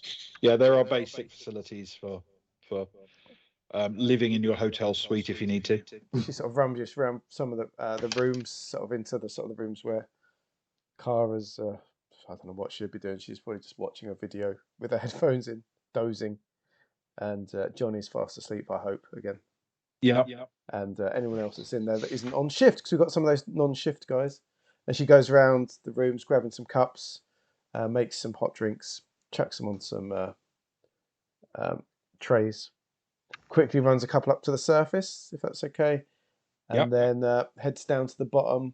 Not enough for all of them, but almost like an offering. You know, it's a calming offering, perhaps, of hot drinks, of a mixture. Fair enough. Sort of carefully takes them down. The Pope has already disappeared, and a couple of his more senior acolytes are wandering around making sure everybody's safe and going to bed before they turn in themselves. And they're quite thankful for the thought. They'll take a coffee from you and have a sip. They're a little bit shell shocked, but you do get a couple of quiet thank yous for your efforts this evening. So I sort of nods, catching a sight of herself in one of the mirrors. Suddenly feeling a bit out of place, if you know what I mean. Yeah. Sort of embarrassingly trying to like rub a bit off, but getting it over the rest of her flag toga. Yeah. But she. Yes. She so as you sort of get everyone settled for the night, we'll cut back to what's happening in the hot tub area. because Agnar has literally just finished doing all he can do and has sort of sat back on his haunches, taken a deep breath, wiped his brow, and looked down at Rose. Rose is still technically unconscious, but only because of the drugs you administered, which have made her relax a bit. Once those wear off, you're fully aware the bleeding has basically stopped and she will wake up and come back to normal consciousness. But recovery is going to be a bit of a road for her. It's not going to be quick. Okay. Are we talking similar to Sandcrate period? Or are we talking ballpark? Rose will, if you want to sort of fully heal her up, she will need the attention of a medical professional for best part of a fortnight. Each day for the best part of a fortnight. Yep. Okay. Sorry. So she is completely stable. She's not in any immediate danger of dying anymore, which is good because you've made a really very, very good roll. Very well, good. the +2 medikit helped. Yeah. Need Yeah, more of but them. that added up to a 15. And to put it in its most straightforward, had you rolled a 9, she would have got worse. Oh, grief. That's how badly hurt she was. But I need to learn more about how this works in Traveller. No, I don't. It's fine. I just roll it. but that was a very, very good roll. And you have stabilized her. She is safe. She's in no immediate danger, and she will recover anyway. But there are a couple of weeks of healing necessary for her to really be fully back to fitness. But I mean, she can, once she wakes up, she'll be able to do anything you want pretty much. It's just obviously any day in which she does, she's not going to get any better. Yeah, of course. Okay, cool. So she's stable. Security is still around. Yeah, there are a handful of them milling around everywhere and periodically glancing over to see how it's going on, how you're doing. And it is still the case that the cultist is kneeling over Cat. Now, Cat is moaning, but is vocal about it. It isn't just like a horrible groan. It's more a ow, ow, stop that. That hurts. Ow, not that. Ow, kind of thing. She's clearly alert and competent. Okay. Just hurting. Can given the situation that there's still a security presence and that he feels Rose is stable, can Agnar walk over to the cultist who is administering first aid? Yep. And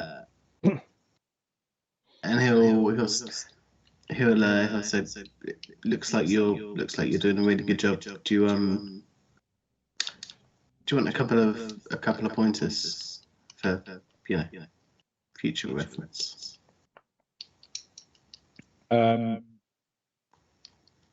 She looks up from what she's doing. She's in the process basically of dressing one wound after another. What she's doing looks reasonably Sorry.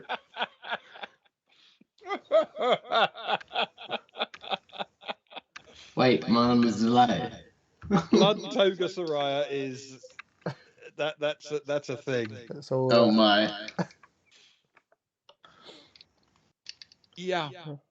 That is amazing. Half geeks colours. Exactly. Up the geeks. Did you just do that like now in? Yeah, but I have You're loads. Hero Forge, Luke. Yeah, but I have loads. Hero Forge is the greatest site that you could use for creating characters. We use for all of ours. Yeah, but on the fly as well. I've loads of Agnars, Sorayas, Stephans, and Karas saved, and I just find the That's closest one amazing. very easy. That is absolutely It's a fantastic. Yes. great site. I recommend it to everyone. Hero Forge.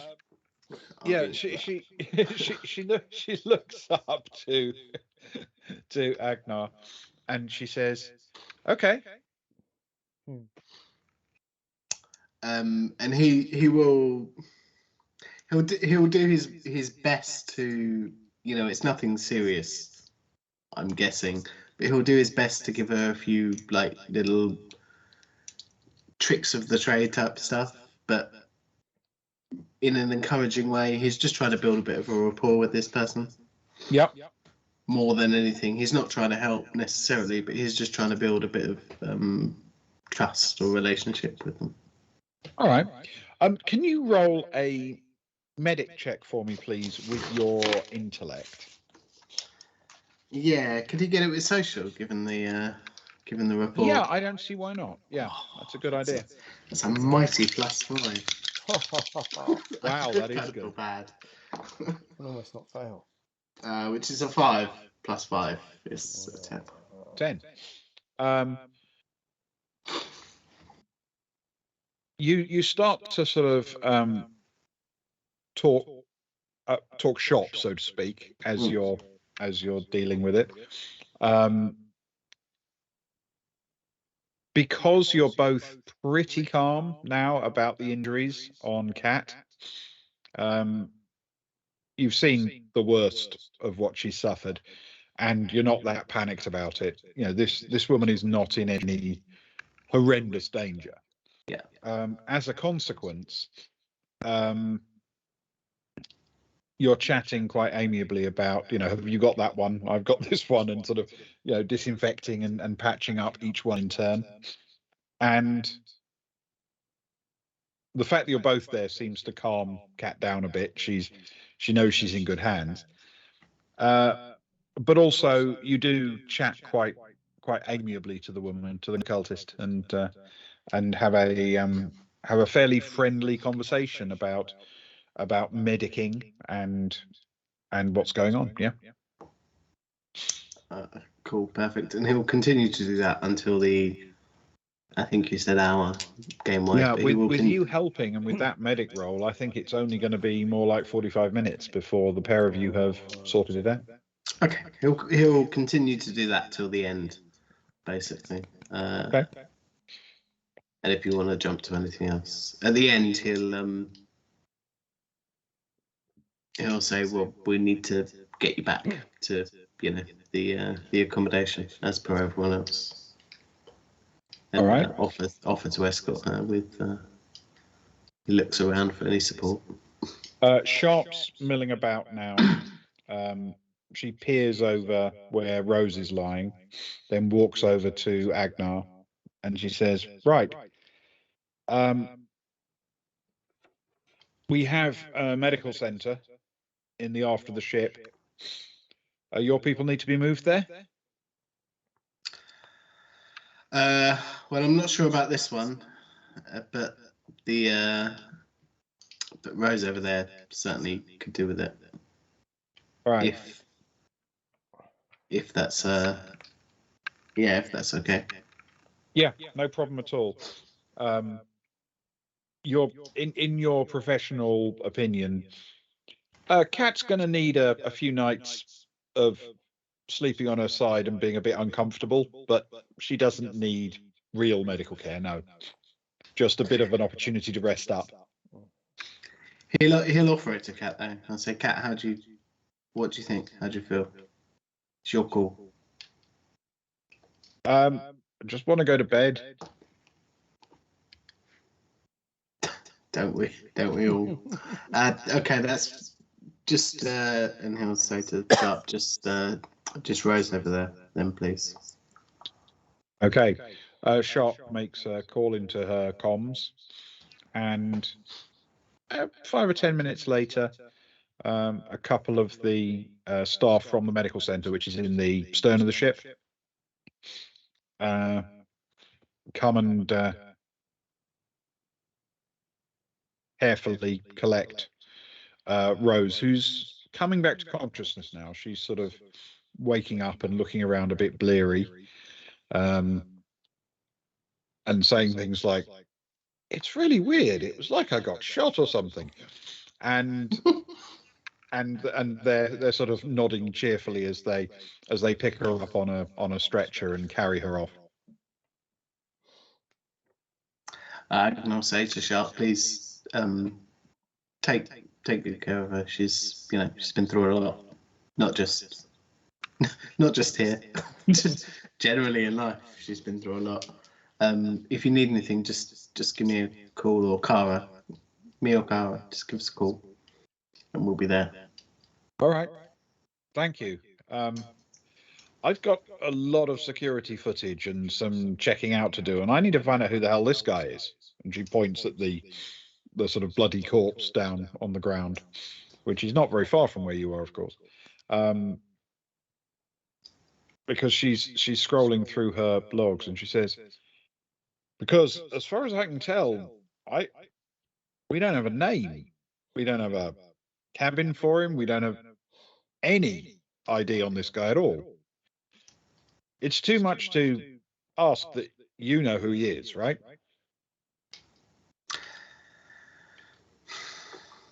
I was going to ask this, Ben. It's not the same guy who was following Agnar, is it? Can you roll? But more under the importantly, do I recognise circumstances, him in a any way? streetwise check, please, with intellect? Oh, Agnar's favourite. Yes, that is a 4 minus 5. That makes 1. A total of 1. Yes! Best made you roll a 1. Most streetwise of us afraid, all. I'm afraid you are unable to positively identify or even rule out, Yeah. Can I rule out whether it's Fess or not? Just going off of chat. Fess can't die. No, It is clearly not Anton Fess. Okay. That's the best I can do, guys. Sorry. He'll say It's no. not his style. I don't recognise them at all. Can you you can do that DNA thing though, right? There was something, I'm sure last time we were on board you did some DNA thing, and then you swept all the rooms for DNA, and then if you can cross-reference his DNA with the room's DNA and then look under the room booking name, then you'll know who it is. Sure. I mean, we have several thousand rooms, and then we'd have to search. It's a lot of legwork.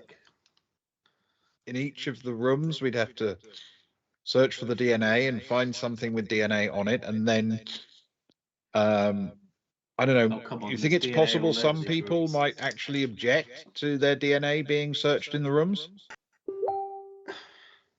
I suppose. Although I suppose also you could just go door to door and knock, and anyone who doesn't answer, then those are the only rooms you've got to test. You can whittle it down. You're right, because among the things we know about completely unknown people is that they never share rooms. Yeah, that's true. I suppose they could have booked it under a false name as well. I mean, Maybe it's not as easy as I'd. Possibly. Maybe it's not as easy as I'd first planned. You never know. I mean, we can take DNA. We can take a look at physical evidence when we do an autopsy. There might be something in a database somewhere. Sure. The police might be able to help us out, and obviously we'll be able to get contact with those databases as soon as we come out of jump. Yeah, that's true. Have you got any explosive experts on board? Can they test for the particular composition of the explosive used? Is that likely to be relevant in this situation? That's more me asking than Agnar, but also Agnar. Can you roll a persuade for me, please? And you can have a boon since you have a relationship here, and intellect. In fact, you can even have social if you prefer it. I would prefer social. Also, not Agnar's strong point, but given the circumstance. That's an 8. -1 is a 7. Thanks, Persuade. Okay. She looks at you with a sort of completely blank expression and says, "Generally speaking, we don't have need for explosive experts. Experts in murder, experts in terrorism, gunfights. You'd be amazed. When you guys aren't on this ship, it's a really peaceful place." Oh, I can imagine. And I hate to, you know, I hate to blow my own trumpet or pick myself up or make work for myself even, but I do know a little bit about explosives. If you happen to have some equipment I could borrow, I could potentially do some investigating for you. She looks down at the dead person and she says, "I'll let you know. There are a few things we want to take a look at first. We'll start with the security footage, with an autopsy, with trying to run fingerprints in case there's something that pops locally. You never know. We did a little bit of research before the diaspora came on board. A couple of known threats that come with some information. We'll want to scan those. Truthfully, if we get to the point where we're trying to analyze explosive residue, I suspect we're scraping the bottom of the barrel. But thanks for the offer. That's All okay. if we need it. That's fair. And to be honest, I've got to get our all-star medic here back to their accommodation. And he'll say that loudly enough so the diaspora Okay. medic can hear. All right. So you help Kat up to her feet. She's already sort of getting up. She's clearly sore, but well enough to be walking wounded. And she looks like she could use a drink, put it that way.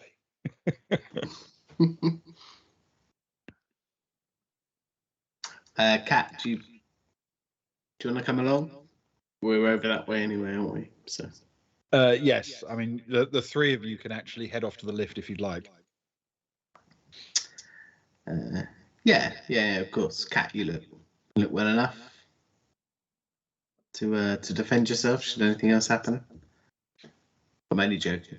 Yeah, she looks at you a bit like, what? It'll be fine. It's just a bit of a tick box exercise. Nothing will happen. Don't worry. I'll get you both there. Fine. That's good because I've had enough grenades. Yes, I mean, I think one is definitely enough, more than enough for most people. So the three of you can make your way to the lift and up to the main deck. Perfect. He will try and have some conversation with the cultist. Okay. He'll say to them, so I mean, I don't like to ask. This feels a bit. I don't want to be insensitive, but is there any reason that anybody would attack your group like that you know of?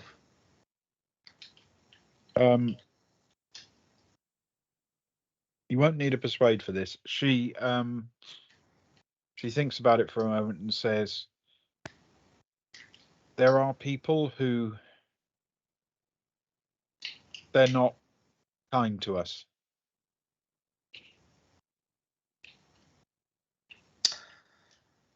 But do you know why that is? I mean, obviously, lots of people in this world have a difference of opinion, but I think it takes something quite severe for somebody to go to that sort of extent that they would strap an explosive to themselves.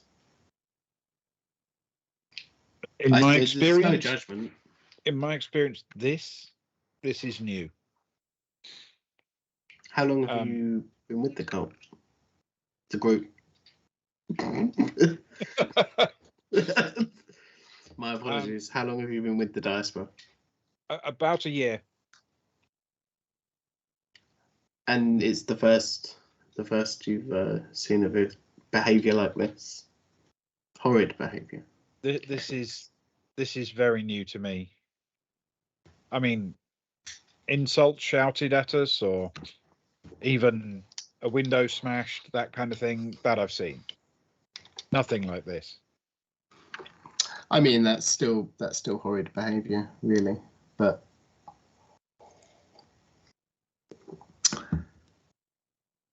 it's interesting, and nothing has changed within the diaspora that would have encouraged this behaviour, or nothing has changed within.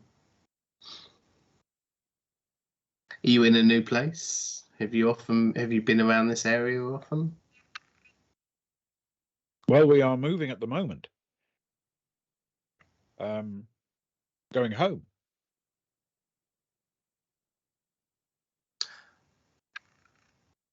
Where's home? Ika. And when were you last home? I've never been to Geeka. Ah. So this really is quite the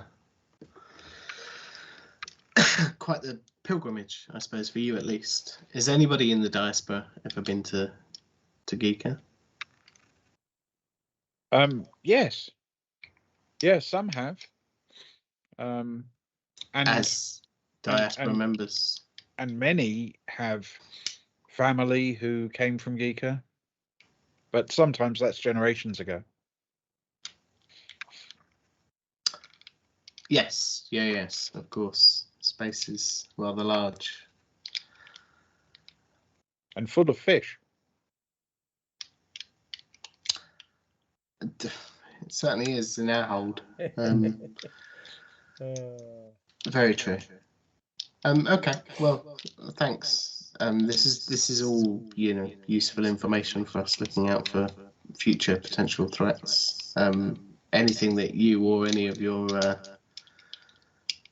what do you call each other? We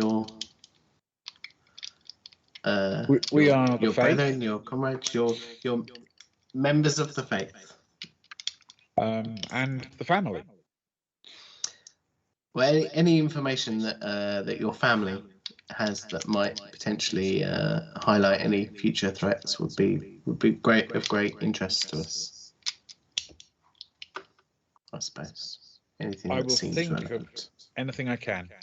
Thank you. And is happy to make pleasant, awkward conversation for the rest of the rest of the trip. When you get up to the top of the lift shaft, there's still a fairly thick crowd milling about. However, some combination of the fact that there are only 3 of you, so the diaspora member doesn't really stand out as being anything unusual. And of course, the fact that all 3 of you are to differing degrees covered in blood, and one of you is quite clearly limping, means that people part and get out of your way and watch you make your progress without interfering at all. Wonderful. We will head back towards the accommodation. Okay. Unless anyone has anything else to say. But... No, as you make your way back, Kat seems very happy to see the top of the lift shaft. You can now envisage it won't be long before she's lying gingerly on her side in bed. You see Rose and Rick, I think it is, up there. And they're sort of milling about, just keeping an eye on things. Doesn't seem to be anything particularly alarming, but you do spot the same graffiti splashed on the side of the outside of the lift.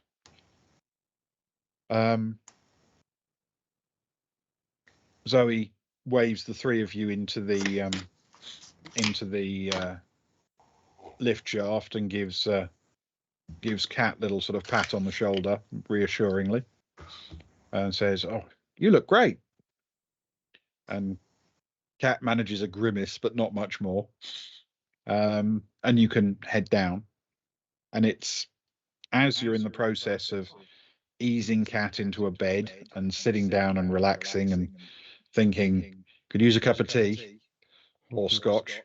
It's at that moment that you get a blip through on the communications channel that you all share. And it is Zoe who says, who sends a message to everybody saying, "I just got word. We have an ally."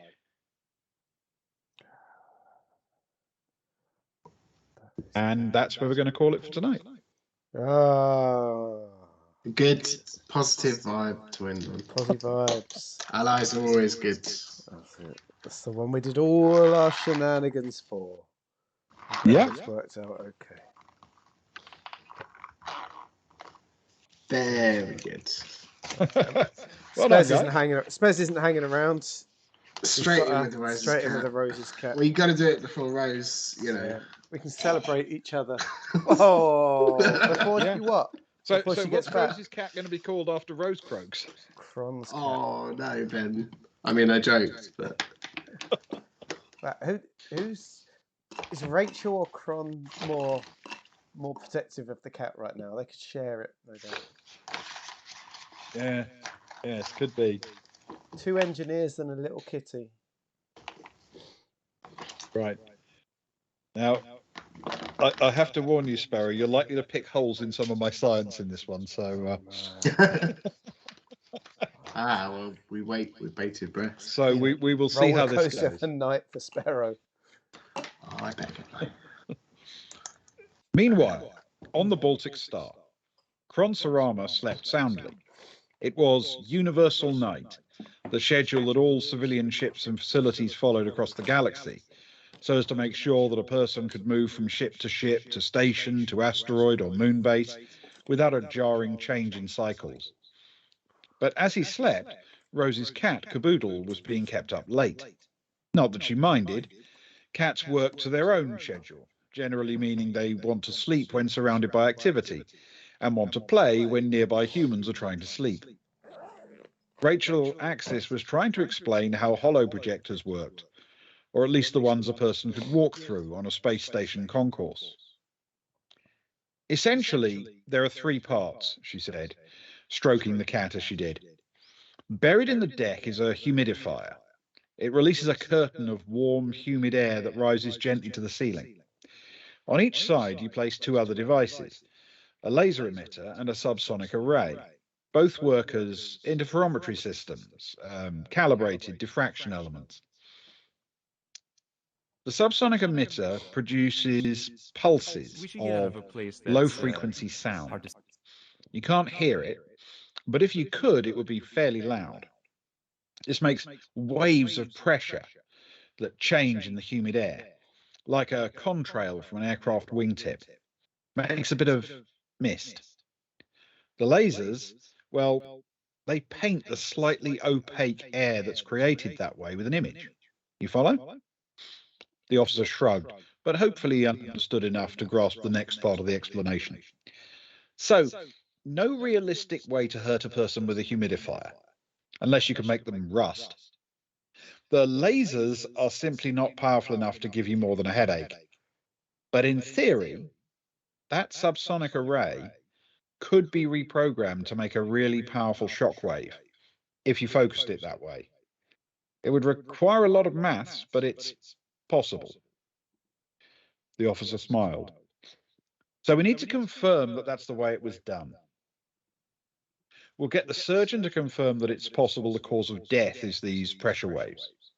Easy enough, said Axis. If it's the sound waves that did it, you'll have bruising, ruptured organs, possibly broken bones. Quite distinctive. Good. The officer glanced at Caboodle. And as for making sure we have the proof we need, we can simply get the cat to walk through the hollow, so we don't need to hurt anyone in testing it. Axis looked at him for a long moment. You're very wrong about that. The officer frowned. You don't think the cat will trigger the hollow the way a person would? Axis shook her head. I mean, you're wrong about nobody being hurt if you send Caboodle through the hollow. You'll be hurt. Gravely. Possibly terminally. I promise. The officer smiled momentarily, but as he saw the look on the engineer's face, his smile faded. Maybe you can find a way to test it for us? He saw Axis throw a glance at the cat, currently stretching extravagantly on the table between them. If it's all right with you, of course, Caboodle, he said hurriedly.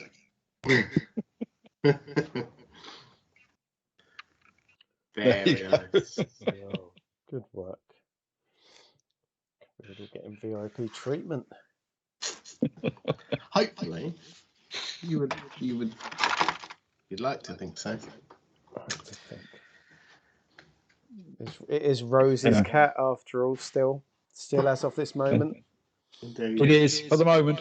Well, thank you, Sparrow. I always appreciate the Rose's cat call.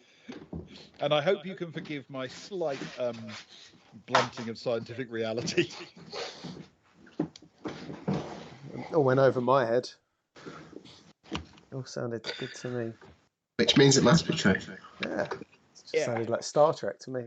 I think it's fair to say that quite a lot of the decisions I make when it comes to how Traveller, when you get into the detail of how things are done in Traveller, they're more inspired by science than actually literally practical. I thought you were going to say it's fair to say that they go over Lucas and I heads, which let's be honest, it's not a high bar when it comes to science. I believe there should be a scientific premise behind things in science fiction, but you can't be too literal about it, because otherwise it's hard to have fantastic spaceships that jump across the galaxy. Well, and science is a working document, isn't it? It forever changes. I'm much more about or the at least our fiction than the knowledge of it science. does. Exactly.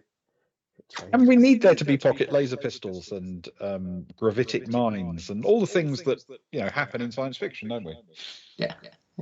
So you've got to sort of find a scientific excuse more than an actual rationale. Oh, exactly right. And thank you, Kelly. I'm glad you enjoyed it. Thank you very much. And thank you, everybody, for coming along and joining us this evening. It's so appreciated. And yes, so what are we doing tomorrow? We're doing a thing tomorrow. So we realised on Wednesday we didn't have anything because we'd kept it open for something else which didn't happen. But we decided we need to do something. We double checked and Socks is available, so we are orbital bluesing. It's an orbital blues week. So the crew of the Alkonost are going about their shenanigans tomorrow. We left them in a bar. Ben had just brutally massacred some bloke. And be fair though, Luke. He deserved it. He pulled a bottle on a fist fight, to be fair. Exactly. He escalated it. Yeah. But I'm looking forward to tomorrow. You guys got good. You got a little posse now. You've got Antonio Banderas. Mm-hmm. You've got Vasquez from Aliens, and you've got some other nerds. Yeah. And we've got the skeleton of some kind of plan going forward, which will probably collapse the moment we actually see the situation on the ground, so to speak. But at least we're going in there with an idea. Yeah, and we've still got a cat as well. Yeah, true. You have, and half a bottle of Curly's Gold. Yeah, it's actually really hard, it turns out, for our stream to do anything without a cat being involved. I know. Luke even tried to have the cat sneak away. I gave you the chance to get no. We found it again. You found the cat. You didn't let it get given back to the owner. We tried to return it to the owner for a reward. I've given it a stupid rename, and you're still keeping it. There are many ways in which that owner was not going to get the cat. You're on a ship. I guess you deserve a cat. Well, the So ship that's- should have a ship's cat, I feel. Exactly. To keep the rats at bay. Yeah. Enjoy your rats. Tis tradition, isn't it, Ben? It Cheers. pretty much is, yeah. Give or Yeah. take. Space rats. But that's tomorrow anyway. That's the next time. That's the next time we're back. Tomorrow at 11. Come and join us and Socks for some more sci-fi, but some sad bluesy sci-fi. We'll put some country music on in the background. I've got it queued up ready. Nice. Some Yeah, sad adventures in space. Yeah, sad adventures in space. Well, I'm too cheerful a person, so Luke puts the country music on to make me miserable so that I fit the tone properly. It's just to bring you down. That's what it's there for. Right. I've got a race out for Diesel Shot. He's playing Deus Ex. We love him, so we'll go and give Leah support because he's got some health conditions at the minute. So we'll go and give him a big up and Oh, Pat, just in time. Make it Yes. so, because Yes, it's a good moment for Pat to pop up. Exactly. We survived, but we all survived the shootout at the hot tubs. Just about. Sarai got a bit blooded because she just kicked a corpse to death after it had already died in her anger. But, your usual hot tub stream. It's a classic hot tub stream, really. Classic hot tub, yeah. But we're just going to leap on our raid and go and say hello to Lee. So, but thank you for joining us back again, and I hope your last couple of hours was good. And thank you, everyone. Thank you, Ben. Thank you, Ewan. Thank you, Kels. Thank you, Spares. Thank you, Critfell for earlier and Socks for earlier, and anyone else that's still around. And follow all that sort of stuff. I don't know. And we'll speak to you soon. Good night, everybody. Good night. The raid has been created. Let's go and say hello to Lee. He's a good old boy. He's a good boy.